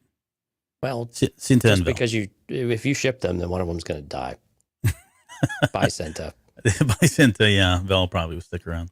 Yeah, Lauren's gonna be very upset with you. Let's talk about that quick scene on Ferrix, because I don't. Again, this is they're setting something up here, right? But it does, like, to have this scene in there feels like we're gonna go back there. Like, why else would they show us this former hotel being renovated, taken over, being made a headquarters, and then we get this Captain Tigo guy who's now going to be the prefect there. So, I mean, we're going back. I haven't, like, there's so much going on, and I'm so focused on the other stuff that I haven't really put a lot of thought into this. Doc? Sorry, I can't say it. You even had the hand gestures for the people that couldn't see the visual here, but yeah, it looks like we are going to go back to Ferrix for some reason, and it makes sense because we said if the stakes, we need stakes in place, right, for Andor. That's where all his stakes are. They're all sitting there on Ferrix. So the irony of it is that this prefect wannabe is all about positioning in the Empire. It's all about power. It's all about authority. It's all about just title. The title. That was, and it is no different than what the local authority was basically doing. True. Except they were just being a little more lazy about it. Right. But it was all about this, the status symbol of sorts. As long as the Empire stayed out of their business because they did, and all of that good stuff. But I mean, this guy he just wants a title. So I think it just speaks to the general empire-ness of things. And these people are everywhere in the Empire. It's not about the glory of the Empire. It's more about the glory of the person and what they're trying to, push for themselves. They view the Empire as a means to an end of their own career. Yeah. And they give zero cares about anybody else that it tramples all over or does. And they're just completely, they might view it as, we're rebuilding and bringing, justice back to this place and civility, to Ferrix. But really, why is there a need to build an Imperial office building, basically? Yeah. And tell us about it is where my point is, like, right now, I guess, you know what I mean? Yeah. And to that point, I mean, I agree with you. I think we're going back to Ferrix. And I think when Andor goes back to Ferrix and you see what's going on, again, it's just going to be more another reason something else the Empire has taken from him. And this time it might get a little more personal, or it might also open up some of the other story where maybe the Empire, we go back to, where is he from? Canary. And we start to see what happened in Canary. Yeah. And are we seeing the same type of thing happen here on Ferrix in some regard? And especially when it comes to Marva and to Bix. And Drasso, I mean, and even guys like Brasso as well, right? Mm-hmm. Yeah, right. If the Empire comes in and starts repurposing those people for something other than salvaging, right, and oppresses them in that way as punishment or whatever, then that now gives Andor a good reason. What's that? Or just the way that the Empire does business. It doesn't have to be anything personally against an Andor type of person because they don't care at this point. They don't know, but he'll care. Exactly. Yep. Okay. The scene with Deidre and her putting, I think this is it doesn't seem like a lot happens in the scene, but it really does when you think about it. But we get, the way I would summarize this is she sees a pattern, right? She even says later on in the scene that, if I was to do a rebellion, this is exactly how we would do it. They're going around systematically and stealing parts and components and materials and supplies that they need. And they're doing it so randomly so that it doesn't look like there isn't a pattern, but the randomness is a pattern, and she sees through that, right? Right. They mention a few things. They talk about Kessel, Fondor, the targeting consoles on Jakku, and I thought, oh God, why are they bringing up Jakku? Like, why does everyone want to go back to Jakku? Back to Jakku, exactly. Like, and same thing with Tatooine. Stop going. They're not that important. I know they really are, but they're not. The proton warheads from Base K, the Steel Guard Starpath. So, like, all these vital components, this intel that they need from the Empire is getting picked up everywhere, and she's starting to see through that. So, what do you think this is going to lead to, though, with her? That's a really good question. I mean, clearly she's going to get the ear of somebody who views this and takes her seriously once she's able to make some sort of firm connection between all of it. And so I think that's more the question about what is it guys going to make what will it take to make that connection to what she's seeing? I think it's also about that perseverance and her support or subordinate, or whatever he is, her assistant. Yeah. Saying like, no, like you said, the randomness is the pattern. There is something here. You're the only one thinking in this way. And it's going to get noticed by someone at some point. I'm curious who it's going to be, like that person. It doesn't sound like it's going to be the ISB, and so it has to be somewhere up a step. So do we start to see? Oh, you mean like somebody that's going to like listen to her and like follow Uncle through? Harlow? Yeah, it's Uncle Harlow. The other part of this is, and I'm wondering if these two are related in some way. But at the very end again with Luthen, he talks about how that Vel is the only person that's tied to him. He says no, Andor is as well now that he did that, right? He put himself out there for Andor and he took that feels risk. Really exposed, right? All of a sudden, yeah. You could see it on his face. And Clara's like, "Too late now, Bucko." Right. Like, suck and then we got work to do. You got somebody like Deidre who's trying to figure out where is this coming from, who's driving this, right? And the common thread there, the common denominator is Andor, and so I just wonder if even if she doesn't, even if the story, the lead is that she gets somebody to listen to her, I think the lead is probably going to be she's going to expose Luthen. Like somehow she's going to track this back to Luthen. But so what do you always learn in the movies? If you're gonna figure out where it is, you follow the money. Yeah. Right. So somehow you follow the money in order to, tie it back to who's actually funding it all. Because usually, if you cut that part of it off, everybody else starts to fall apart pretty quick because they implode. They turn on one another, and the Empire's all about that. While they're still very heavy-handed, they're not above, just letting the people tear themselves apart too. And I've got a theory on that too, because I think in this episode we got official confirmation of where the money's going to come from. Yep. So, okay, so we'll come back to that. But overall, I think I love that character. I love Deidre's character so far. I forget the actress's name, but she does a really good job. Dennis Goff. Denise Goff or whatever. Yeah, she's doing phenomenal. Like again, just killing it. Everybody is really.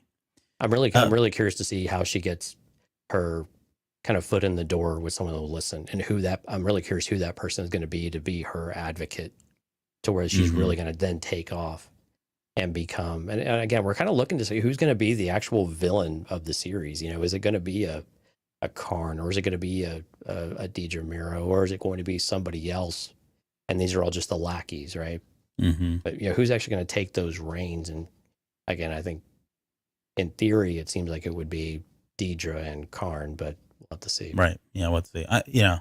Cyril got pushed back a few episodes. Was not expecting that. So, speaking of which, we've already talked about the little campfire scene and the breakup there. I did just quickly note that they did strip down the camp and they jump into their garbs. They look like, just shepherds and stuff, right? Shepherd and pilgrims and Yep. But let's get back to Mama Edie. So Mama Edie part 2. And by this point, she's already called Uncle Harlow, called in the favor. This is where in the audio description, they talked about his crunchies as being served. I don't know if that's like calf, like for coffee. Maybe cereal is called crunchies. I don't know. That's what I did in my head. But yeah, more badgering. I needn't tell you how wrong you were about Uncle Harlow. I struggled with how best to describe to him the events that have led us here.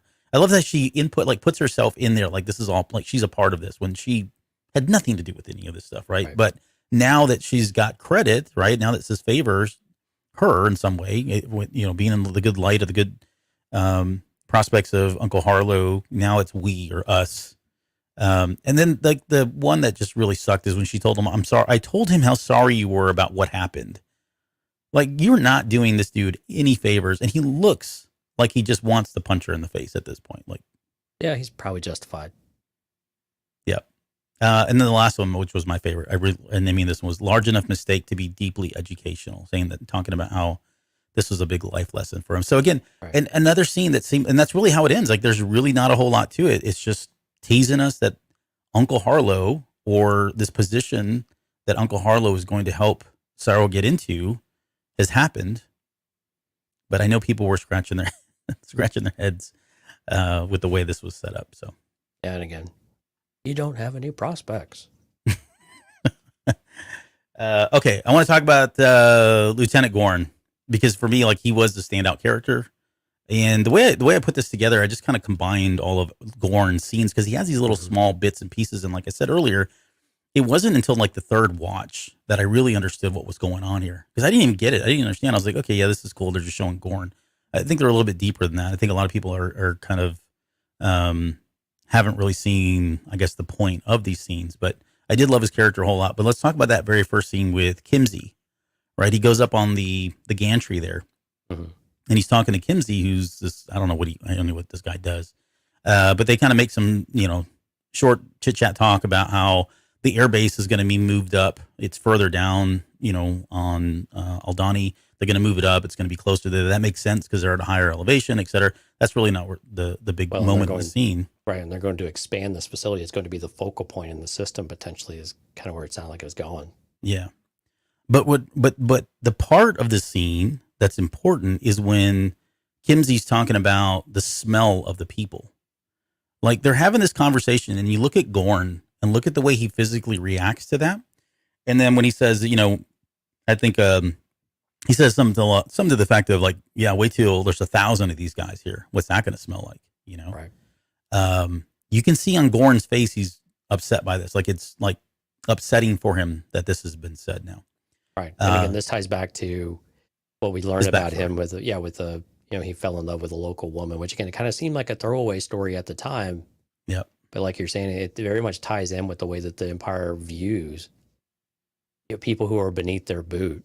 Right. And when one of their own that has that feeling and connects with someone and have just holier than thou attitude, it's just disgusting.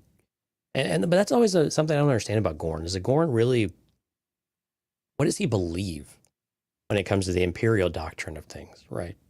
Is it just, he's really just, and this is why I think this is is this a weak kind of reasoning, right? And Andor kind of questions it. So it's just revenge. And that's all it really is. But, and I guess that's a question, is that kind of revenge enough for you to turn everything of what you believe with your work job? Is it enough for that? I don't know why he joined the Empire. Maybe he didn't have a choice, but like those two things just, I still think like there's some sort of disconnect between why was Gorn there in the first place and maybe I understand his dislike for them and their behavioral aspects of it, but does it seem like there's something missing between there, or is that all works for you? I guess it works for me, but it didn't work for me initially. I'm with you. I understand what you're saying. It's for me, the magical quote from this episode was what Vel says, where she says, everyone has their own rebellion, meaning it could be revenge. It could be something much more substantial. It could be something petty.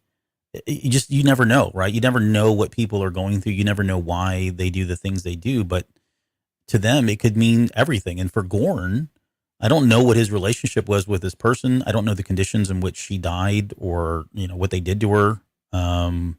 It sounds like there's a story there. I mean, it could have happened and he not known and he didn't expose himself, because he would have been court-martialed or kicked out of the Empire at that point. Or, I mean, who knows what the story is, right? But it wasn't, whatever it is, it's enough that Gorn feels like I can't be a part of this and someone needs to do something. And he may be thinking about it as from, I can make an impact here. Will it kind of mess things up in the grand scheme of things? Probably not, right? The Empire is going to continue to do what they do, but he may get some satisfaction from it. He may feel vindicated and validated for doing something and standing up to the people that oppressed him and, potentially somebody that he loved, or, I mean, well, who knows? Maybe he got married to her in some secret Anakin Padme kind of wedding thing at the temple there or whatever. Right. So yeah, I mean, I get it. I get what you're saying. And you could be right still too. At the very end of this, they may not give us all that. And then I'd feel like, okay, well then, I don't know. Was that really enough? But it goes back to that line of everybody has their own rebellion. So who knows what the conditions were to get Gorn to this point. Right. But it is enough, like I said, it is enough that he seems to relate to the natives, the locals there in a way that is deep, in a very deep emotional level. And the next scene is very indicative of that because it's a scene where he goes to the little temple area and they've kind of, I wouldn't say they desecrated it, but it looks like they've been, throwing back some brewskis and doing target practice, which I thought was hilarious that they even practiced there. There was a blanket there, so it looked like people were just hanging out. Right. I mean, and really Gorn tries to come across as clean this thing up, right? This is a disgrace kind of stuff, but not from you've disgraced the locals. It's more like we're better than this. We shouldn't be doing this and this, that kind of thing. Right. But really it's veiled. I think it really was about he's got some emotional attachment to this, or again, I could be wrong, but it could, he sees the importance, and he gets the importance and the weight, and it means something to him. This temple does. And so the fact they did this, and they've been doing that pissed him off. And I think he was being serious about the furloughs thing. Like, let some heads roll for this and do it under the veil of, hey, we shouldn't be acting like this, and you guys shouldn't be out after hours, and this is not where you do target practice and bring up all these charges. And you know what I'm saying? Like, he could do all that and still do it for the right reasons, personal reasons. It's easy to hide. I mean, because also he could be making sure that path is clear for their escape route too. But again, it's all within the guise of an Imperial officer, and that's the way that they're supposed to be acting. You have discipline. When you're in the military, you have discipline. There are standards. You all adhere to those standards. Right. And if you don't, then you're punished. I think the interesting part of that, though, was that there's still this cultural phenomenon that's going to happen, right? In this physical phenomenon, this kind of almost spiritual type of thing that's going to happen in the people that work there. It's not lost on them that they still want to go and see it and experience it. Yeah. And so it's interesting that that's all playing into the plan at the same time, but it's also this weird, like, these people actually recognize this is something interesting. This doesn't happen very often. And while they're here, they want to enjoy this or experience it, even with the smell that these people are going to bring with them type of thing, but yeah, it's still interesting. They're still people, but also that it was curious that he wanted them to stay inside and paint and do all that and work on that shift. And then he was okay with them not working on the shift. So I'm curious what his line of thinking is about where are they best situated for the mission to be successful.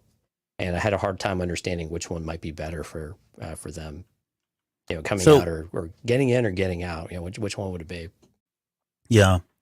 So I think what you just said, I think is when I said earlier, I think people have this next scene wrong, and I'm not saying, and I don't mean to sound pretentious, right? But I think that scene, this next scene, was like my favorite one because, again, upon my third viewing, it didn't click the first couple times, but he's actually conning his men.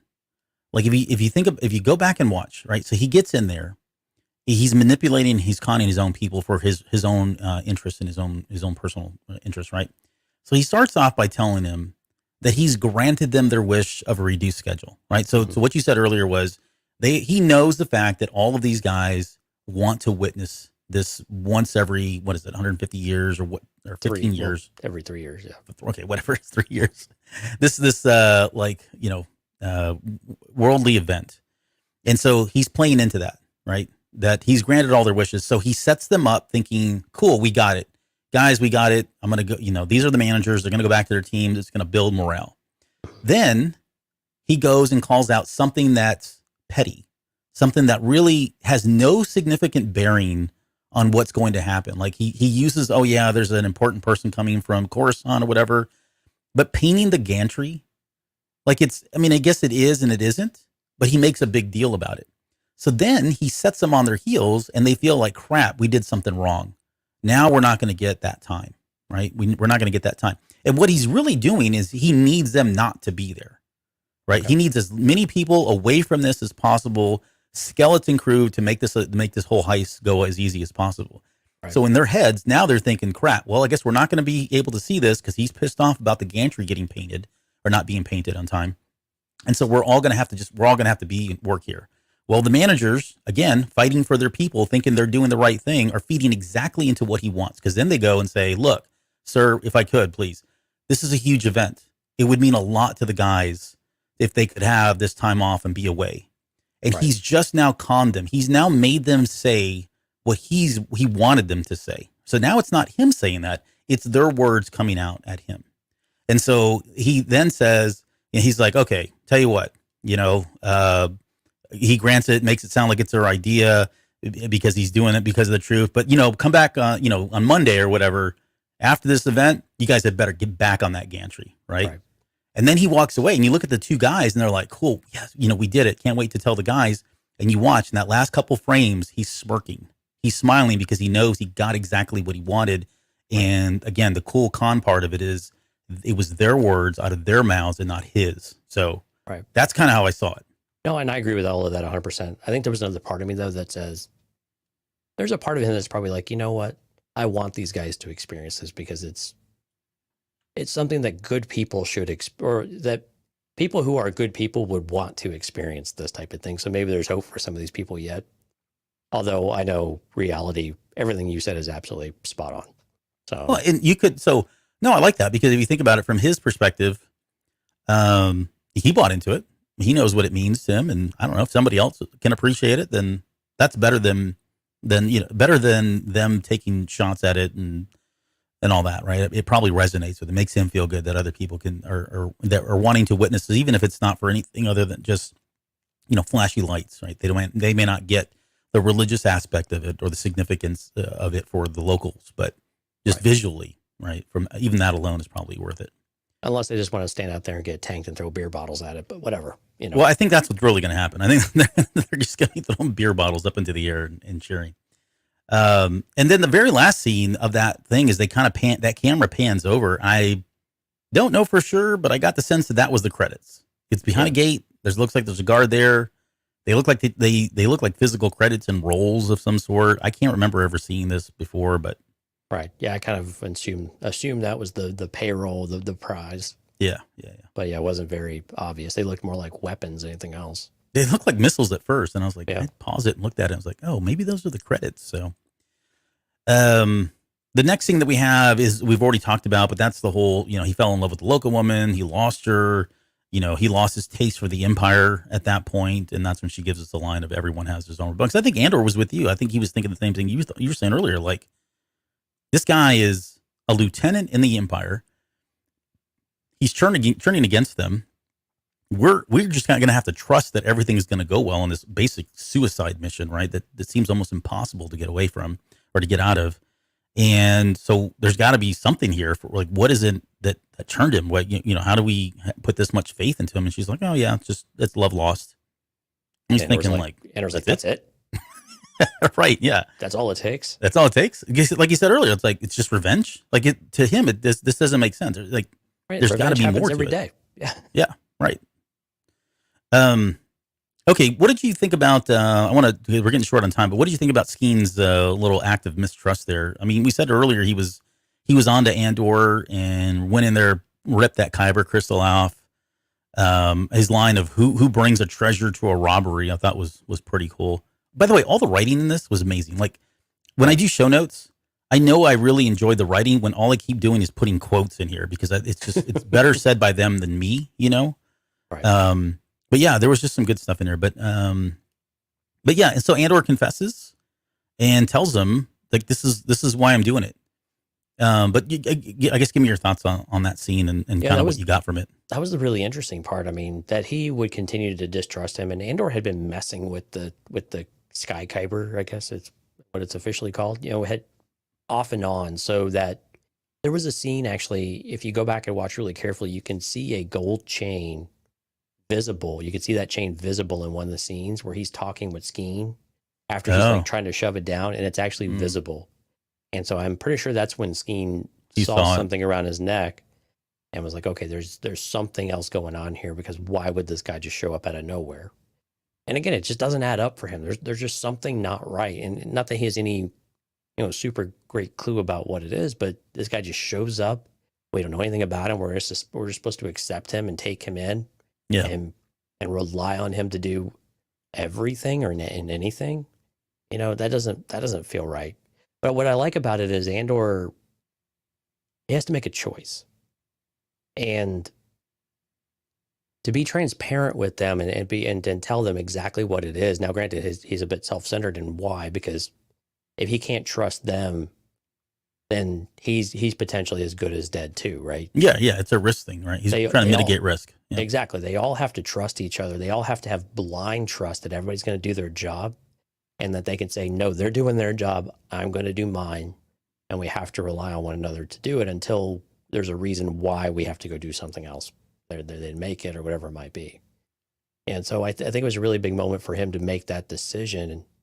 And I like that he had to actually open up about it a little bit too. He had to, and for him, it was like almost a growth, like a character growth moment. And while it was, to save his skin to an extent, it was also to start calling them out and showing some of these leadership qualities though too, of like, look, you're afraid, you should be afraid, But don't use that and project that onto me because you're having second thoughts and using me as the excuse to get out of doing this. Mm-hmm. You know, you're afraid. That's fine. You know, but if you don't want to, just say, this isn't right. I can't do this. This is wrong. You know, but don't use him as the scapegoat when you're now the one that's putting everyone at risk. Right. They become the risk factor at that point. Yep. Exactly. Because if you can't, I mean, now you've got to question someone who's been with you for, you know, however long that you thought was steadfast and was one of your leaders, right? And now it's like, oh, well, crap. Is he not going to do his job? Is he going to run off if things start going south? If something takes a wrong turn, are they going to be there or are they going to disappear on us? You know, and so Andor's the one that's got to come back and say, look, we're all doing something dumb here. We all know this is crazy, but there's a sliver of hope in that it can work, but only if we're all in. Yeah. And while he's being paid, he's still there, you know, to do it when he could just as easily bail. And I think it's almost a missed opportunity for him. It's like, yeah, I've got this $30,000 credit, although this said don't take less than 50 for it. Right. You know, Don't but shortchange anybody. he's got this treasure. But at the same time, he could just disappear with the treasure and it would be anything else. So it's another question of like, why am I still here then? Mm-hmm. You know, besides the 200,000, you know, payday at the end of the day. But again, he's got a down payment. He could go do something with it. So I thought it started to speak a bit to Andor's character though too, and some of those leadership qualities that he has that maybe he hasn't had to put into use. He's been more con man, but now he's like, no, you know, just tell me how you feel. Don't start to project it all on me. Yeah. Just because I'm a new guy doesn't mean you get to throw it all at my feet. That's right. I feel like he just, you're right. Like he had no choice at that point. Like it wasn't getting any better, right? The tension was continuing to grow. The mistrust was going to continue to grow. Well, he almost shot him too. So I mean, it was all going south pretty quick. Yeah, exactly. And so he felt like that he had to be transparent. He had to just come out and tell him. And for them, as shocking as it was for Andor to hear why they had joined, right? I think the reverse was here now because they all looked at him like, what? Like Nemec looked like he was devastated. Yeah. You're right. You're not doing this for the good, right? For the cause, yeah. For the cause. Because he was the one that said, I can see in his eyes. He's here for the cause. I'm a good judge of this character right here. Had it all wrong. I mean, he had it all wrong. I mean, he just basically said, I'm the Han Solo. I ain't in it for your revolution, right? Right. Or your rebellion. I'm in it for the money. Sure, I'm here to get paid, sister. Or to quote Spaceballs, we're not doing for a lot of money. We're doing for something amount of money. That's a great movie. So yeah, I think they were equally shocked to hear that this is, at the end of the day, he's not in it for anything else than a payload of credits. But for somebody like Skeen, that's what it took, right? Like, okay, I can get it. Like, even though I may not agree with it, I respect the fact that at least he's telling us why he's here. And if that's what means, if money's all you want, then, you know, if money's, sorry, I'm invoking Leia once again, but if money is really what is driving him and motivates him, then he'll have to accept that. Right. So that kind of put them on equal ground, at least. And that's when we get the apology, air quotes, a little bit later. Yeah, but it also goes to this, it speaks to this thing of Andor being looked as a mercenary. I think even later on, very much this mercenary type of dastardly deeds type of thing. And basically we'll do it for, you know, we don't know if he's doing it for the payday later on in Rogue One. It seems like he's not. No. But you can see where that reputation is formed and why that would follow you around.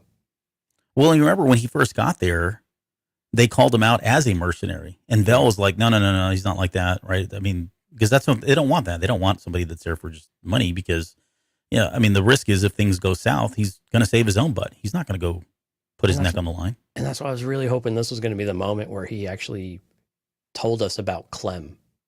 You know, rather than the Merc route, it would have been more around the Clem, like why, maybe not that that's not his real name. Sure. But it would have been, he would have talked about something he had lost, and it would have been his pseudo dad. Mm-hmm. You know, that they had taken him in, they'd kidnapped him from this planet where he had been abandoned and stuff. Yep. I'm not going to let that go. Yep. He was kidnapped. The Jedi do it all the time. I have to say that every time. I don't know why you're not listening to me. Okay, so let's. We're almost wrapping up here. We get to another really great scene, but this whole car ride on Coruscant with Mon Mothma and Perrin. It looks like they've. She gets him good. What's that? She got him good in the. Yeah, she did. Yeah, it's the constant back and forth. I didn't think you'd be interested. Well, why not? Because it's charitable. It's charitable. Ooh. Yep. Something you don't do here. Nicely done, Mon Mothma. Nicely done. So it looks like they're coming back from some kind of a gala or whatever. She says he was talking to Gar Tafid or whatever his name is, who I think was the guy that was in the Tarkin novel, if I'm not mistaken. But either way, she talks about you get the sense that this is where I felt like, okay, we're starting to really see him be exposed, right? We've had doubts about whether or not who he's working for, what is he really doing. I think we had some suspicions that he may, if he's not already, he soon will be working for the Empire and doing whatever he can to give them intel on what she's doing, right? Another pair of eyes, someone else that's watching her very close to her inner circle, like the closest you can possibly be. Maybe. But yeah, it sounded like he was out there talking to people that he normally doesn't talk to. Like she was acting like very surprised that he was doing that. So I think her suspicions are up. Like she's noticing, why is he out there talking to these people? And then that's when he brings up this, hey, why didn't you tell me about this, foundation you had set up? And I think, well, I agree. I think I 100% agree. Like that was a dig on him. Like, well, it's charitable.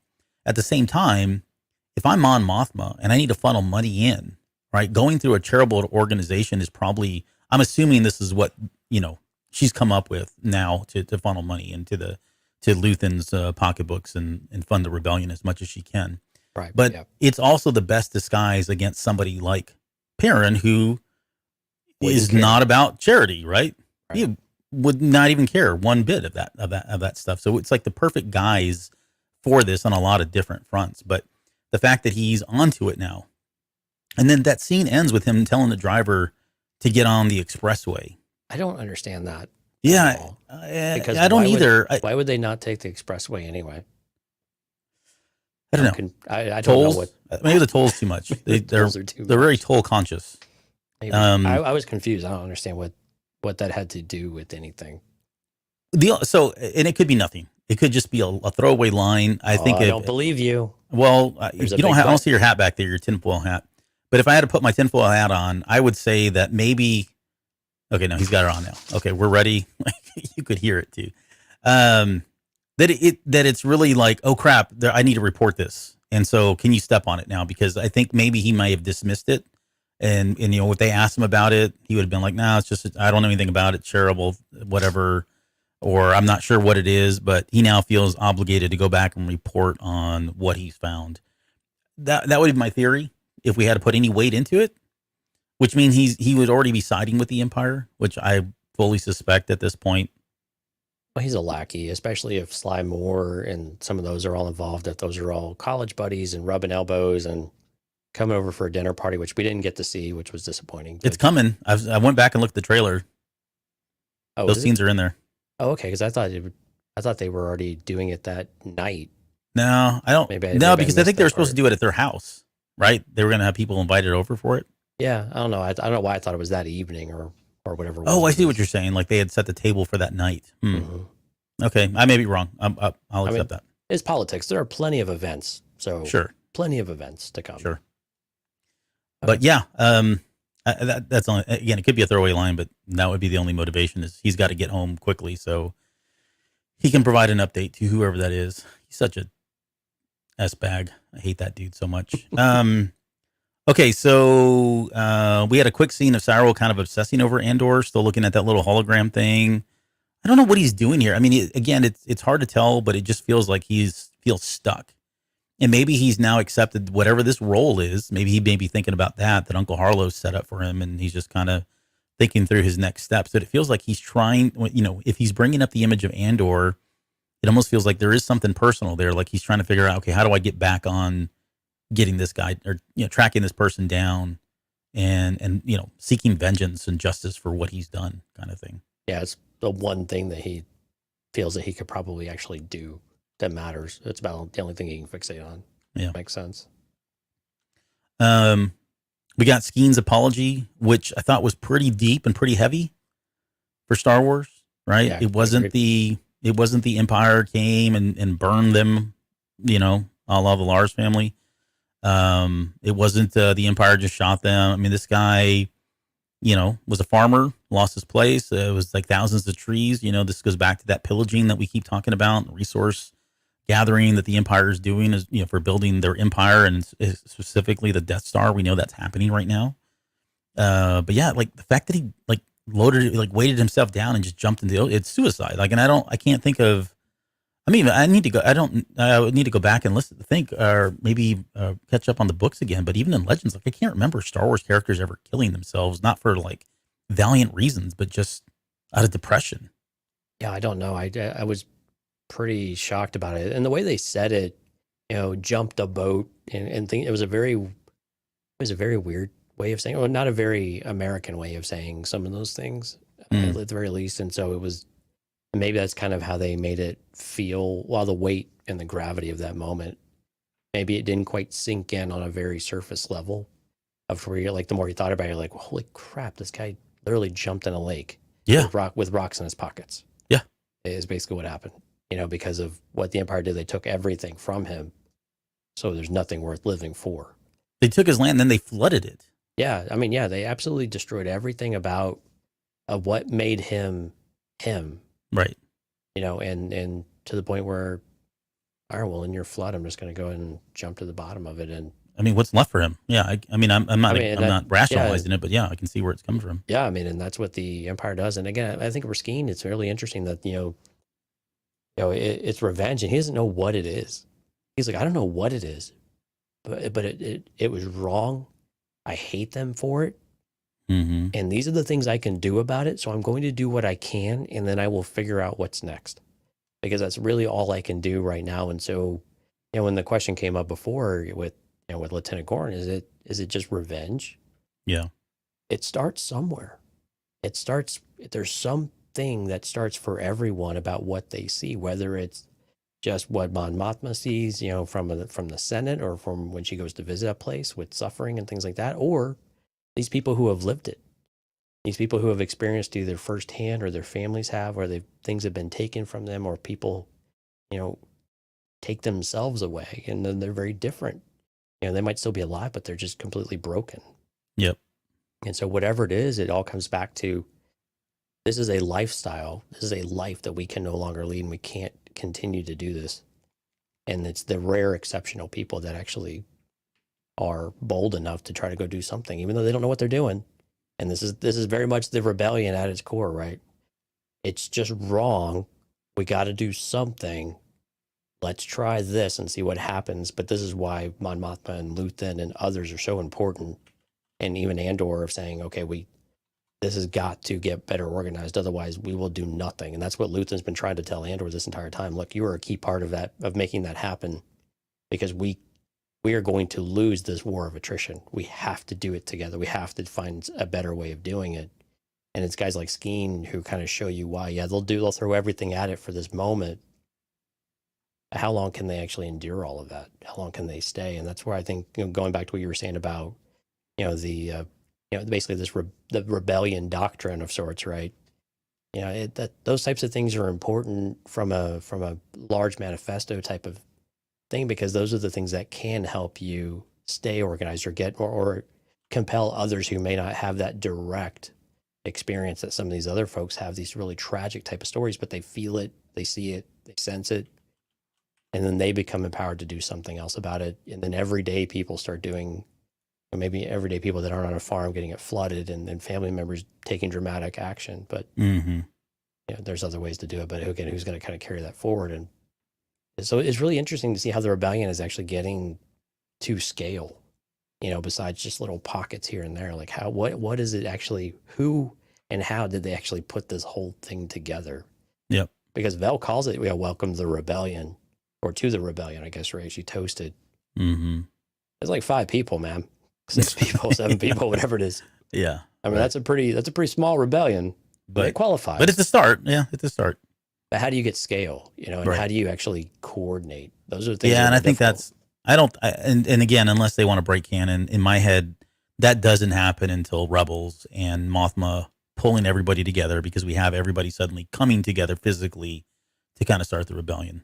But there are strings that, within all of those times, there are strings that start getting tied to one another, right? Yeah, there are yeah, links, for sure. We see that in Rebels. Yeah. Yeah, links are already being made. But again, how do you pull them on? And again, Rebels is how you do that. But how did they all get more aware in actually seeing what would work, what would work, and what would actually how to make it happen? So I want to come back to that. You were touching on something, and I added to the show notes. So congratulations, you're welcome, thank you. But I wanted to come back on something you were talking about, and that is, why these folks are all in the rebellion, and they're all in this cause, right? But what happens afterwards? And so let me park that. We'll come back to that here at the very end because we're almost done. So before we do that, questions, or I guess any speculation on, Tamarin gets put in charge and Vel and Cinta leave, and they kind of leave that as a mystery, right? Intentionally. I don't know what they're going to do. It could be anything. They could be lookouts. They could do they could pull what were their names? Singing Book of Boba Fett, where they were firing, they were snipers or something. You know what I mean? Like they're hanging out there with rifles and just picking off people as they come in. There could be another mission that they're not even aware about. You know what I mean? Like they're doing, while this is going on, maybe there's some other real mission that they're doing, or some other self-interested mission aspect of it. I don't know. What do you think? Any thought, speculation on that? No, I really don't know. I have no idea what exactly they're going to be going and doing. I don't know if it's just a backup plan, or if they're supposed to be securing maybe a ship to get off planet afterwards. Maybe that's what they're doing. Where they would get that or how they would get that, I don't know. And it has to be something really small and covert. And again, when everything starts hitting the fan, is that when they step in and do? I don't know.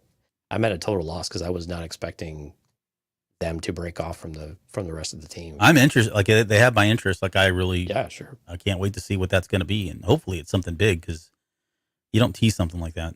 Right. But again, it kind of seems like it was part of the plan, but they just haven't told the audience what the plan was. So it's, to us, is like, really? I thought, man, what happened to transparency in this plan? Yeah. I thought we were all on the same team, man. Yep. Let's see, what were we at? Okay, so then we finally leave. I guess we kind of end up with the Luthen and Clea conversation. I know we've already talked about this, but he's listening in, though, I think is the only thing we haven't talked about. And it sounds like he's waiting to hear back from them, like whether it's Vel or somebody else. And I don't know if that's... And Clea knows. She's like, you're not going to hear anything tonight. Yeah. It's not happened yet. You know this, but he's getting cold feet. He's getting antsy. He's getting nervous. Right. Because he knows that this is a pretty big important moment. Yeah, pretty important moment. And if they get captured, not killed, but if they get captured, all sorts of problems start to potentially arise, because he feels very exposed all of a sudden. Right. He's tied to them in some way. But she's also a realist. I like this, because she's like, so this is what it takes to do. These are our jobs. We have a job in the morning. We got to clean some coins, brother. So, well, yeah. Go ahead and wrap up the sad story. Yeah. Get your gloves on. Let's start cleaning up. Put your big boy pants on. Right. We got a job to do. Well, in all seriousness, I mean, they do have to perpetuate that lie, right? They got to keep up with the front. The rebellion and the funding depends on it, right? So in that way, it makes sense.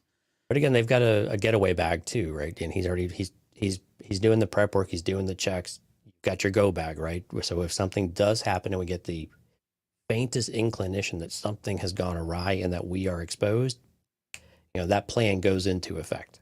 Yep. And we go, and we don't hesitate. We know what to do, and we start carrying that out.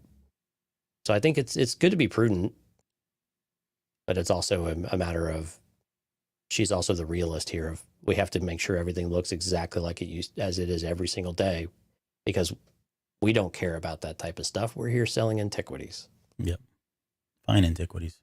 By the way, Steph's in the chat. She says, we're almost done, quotes. He says, after saying he was almost done about 20 minutes ago. You know what, young lady? Just for that comment, I'm added another 20 minutes to the show. Huh? You say one more thing, we'll keep adding. We'll see. All right, Perrin. She's going to say it again. I know she is. Okay.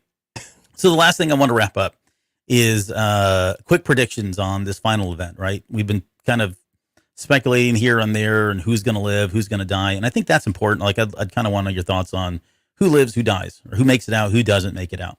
But then the follow-up question to that is, for anybody that does make it out, I mean, potentially they could have a ton of money.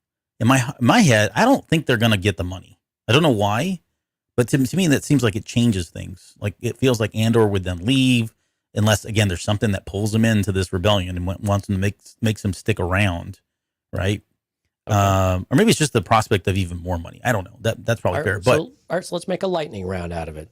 This isn't in the show notes either, brother. So here's where we're going to go. We're going to make a lightning round out of it. Okay. So we're going to do, who's dying, who's not dying, and whether they get, or so quick one. Are they going to get the money? Yes or no? I'm going to say no. Okay. You're going to go no. I'm going to go yes, just to make sure that we cover all of our bases here. Right. Yep. We're not going to do all of it that way, but. All right, I got to document this. Okay. So money, no. I actually think probably no, because again, none of this stuff goes as, they're going to get it. It'll be successful on the live, but they'll probably end up having to drop it or destroy it or something like that. Yeah. Just to be able to get away. Okay, let's run through a few of the characters. Terramin. Does Terramin live or die? Terramin, I'm going to say he dies because they didn't give us any backstory on him, really. So, They should have just given him a red shirt, too. Yeah, pretty much. I'm going to say Terramin, I think he lives because, again, we don't care enough about him to where his death would actually mean exactly. anything. That's what Vel. Does Vel live or die? Vel, I'm going to say lives. I'm going to go with lives as well. And I would say she probably gets captured. Okay. Huh? Cinta lives or dies? Dead. I think Cinta lives. Okay. Okay. Skeen lives. He can't die. I think he dies. Young boy. Doctrine boy. Dead. Dead. Yeah. He was dead. He was dead last episode. He was dead as soon as we met him. Like, well, it's the young, light-eyed boy. He's going down. Yep, he's going out. Okay, so wait, so Andor lives or dies? Shut up. Okay, so you said who did you have living then? I wasn't. You were going too fast. So I couldn't type this stuff. So Terramin lives. Okay, you have Terramin living. Vel lives. Cinta lives, but I think both Skeen and what's his name, Merrick? Nimic die. Okay, so for Terramin, Cinta, and Vel, you say they live. And you say they don't get the money, so I guess maybe this isn't a fair question. I would say if they get, well, let's just say, hypothetically speaking, if they all three live and they get the money, do they stick around as part of the rebellion, or do they take their coffers and head out and go retire somewhere on Tatooine? No, I think they all stick around because I think this means more to them than the money. The money is to help fund and to push the thing forward and keep it driving forward. Yeah. Yeah, that's a good point. they've never really discussed like what they can get from this. I mean, we know he's getting a crap ton of money, but he's being paid to like fill in the gaps of a lot of like really large gaps in terms of skill sets, right? Skill deficiencies. And we don't know how much money is actually there. I mean, presumably it's going to be millions of credits. Oh, it's got to be. Yeah, easily. I mean, if he just at a drop of a hat said 200,000, I mean, okay, so it's probably, you're right, millions. Yeah, it's got to be millions, right? Quarterly income. Yeah, so I mean, again, maybe they get some of it, enough for it to be worthwhile, but it wasn't enough for them to all consider retiring and abandoning the cause. But I think with Andor, and the reason why I think Skeen might get it is because him and Andor have finally kind of found a path of understanding one another, and they're similar in that kind of way, and to where it was almost like, I won't say a bond, or I won't go that far, but there was a similarity, there was a connection there that they understood one another. And for Andor to lose that type of person and what they experienced and what it meant for them based on how the Empire affected his family and his trajectory in life, at this point, I think it means more than Nemec does at this point for Andor. I can see that. I actually like that. I like the fact that, because that is Star Wars, right? Yes. You give two people a way to connect and finally see eye to eye, Rey and Ben Solo, and then you kill Ben Solo. Yep, I get it. Well, in all fairness, they tried to kill Rey, but then Ben wouldn't have it. So it's really Ben's fault anyway. Yeah, it's always Ben's fault.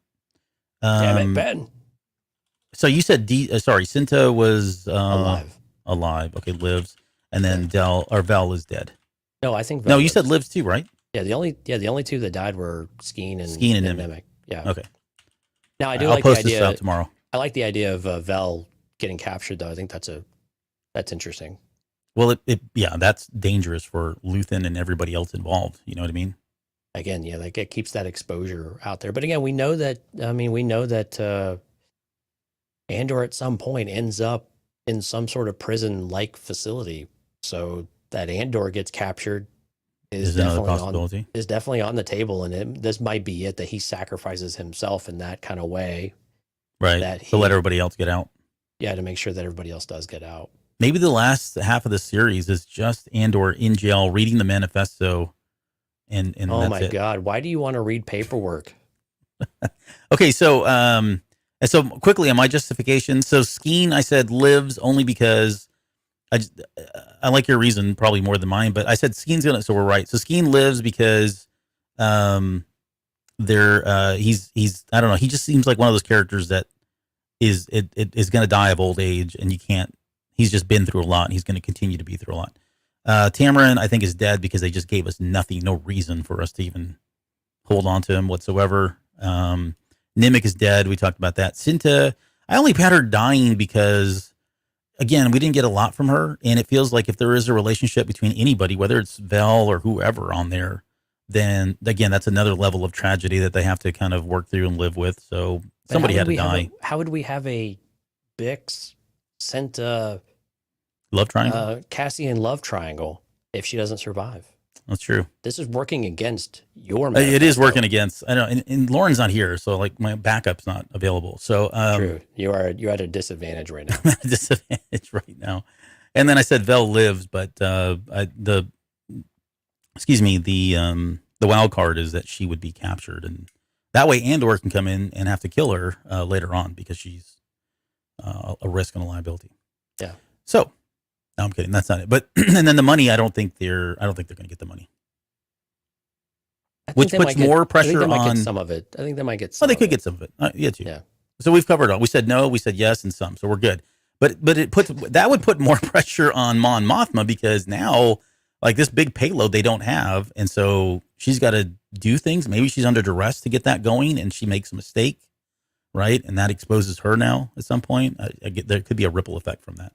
Yeah, good point. All I mean, right, and again, yeah, that's the interesting part of how this starts to, and does it start to expose the people at the and the political and the government side of things. Mm-hmm.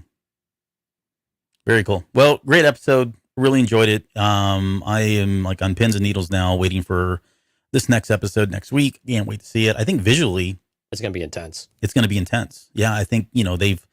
I know people have right or wrong have been complaining or talking about the lack of action, but so far their special effects budget really hasn't been that big. So if they've been saving a lot of that money for this next episode to give us that visual experience of this event and stuff blowing up and everything that you would want from Star Wars, I think we're going to get it in spades in this episode. And I think was this the episode we talked about they switched directors? No, it was episode 7. It's 7? Okay. Yeah, and I think we were saying that's the Saul Guerrero one, but right, which again would make sense because if we're over 2 hours. Let's not speculate too much. Let's see where this next episode goes because I think it's not me, Steph. It's Jonesy. He's the one that's prolonging this episode. Oh, you're just rubbing off on me. I know. Yeah. Oh yeah, right. All right. We had 2 people in the chat tonight. No, do you want to do a shout outs for the Friday night show that we crammed together here? Yeah, so Stephanie, Jorge, Rob, thank you again. Apologies for everyone. I got the times a little mixed up throughout the week, just the shifting of schedule. We promise it will probably not happen again next time, but no promises because life happens. But anyway, we hope you've enjoyed the show. If you're listening to this on the podcast, thank you for downloading the show. Hope you liked it. Please come out and visit us on YouTube, cantinacast.com/YouTube. You might have noticed that we did just link to YouTube for everything for this episode. So let us know how that works out for y'all. We did post an event like in Facebook as well. So hopefully it was easy for everyone to get still notified and get directed to the same place. And again, we're just trying to focus everyone to a single place so we can just continue to grow the channel rather than kind of get spread apart. And it just helps us simplify things a little bit too. Yes, it makes life a lot easier, believe it or not. Kind of. Yeah. Oddly, well, I won't pull back that curtain. Anyway, if you ever want to know what it's like to manage social media, just don't. It's horrible. It's a lot of fun. It's a job. It's a job It is a all on job. its own. Yeah. But anyway, And we're hiring. So if you have an interest in working with us, no, I'm kidding. for free. Yeah. I think everybody that's stepped up into that role has been like, what did I sign up for? I don't want any part of this, because we don't want any part of it. No, we're kidding. We do, but it's work. All right.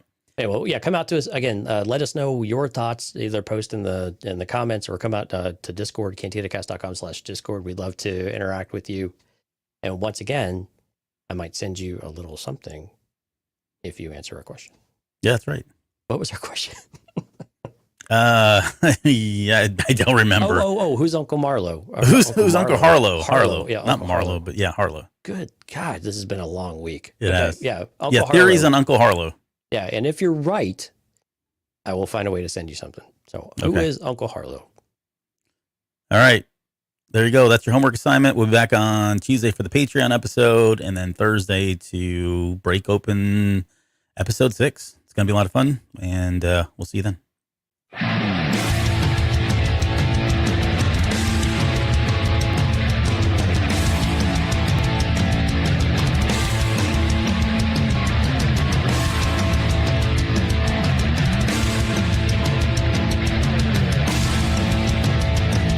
You're still listening? Wow, that's amazing. Well, I'm here to give you the disclaimer.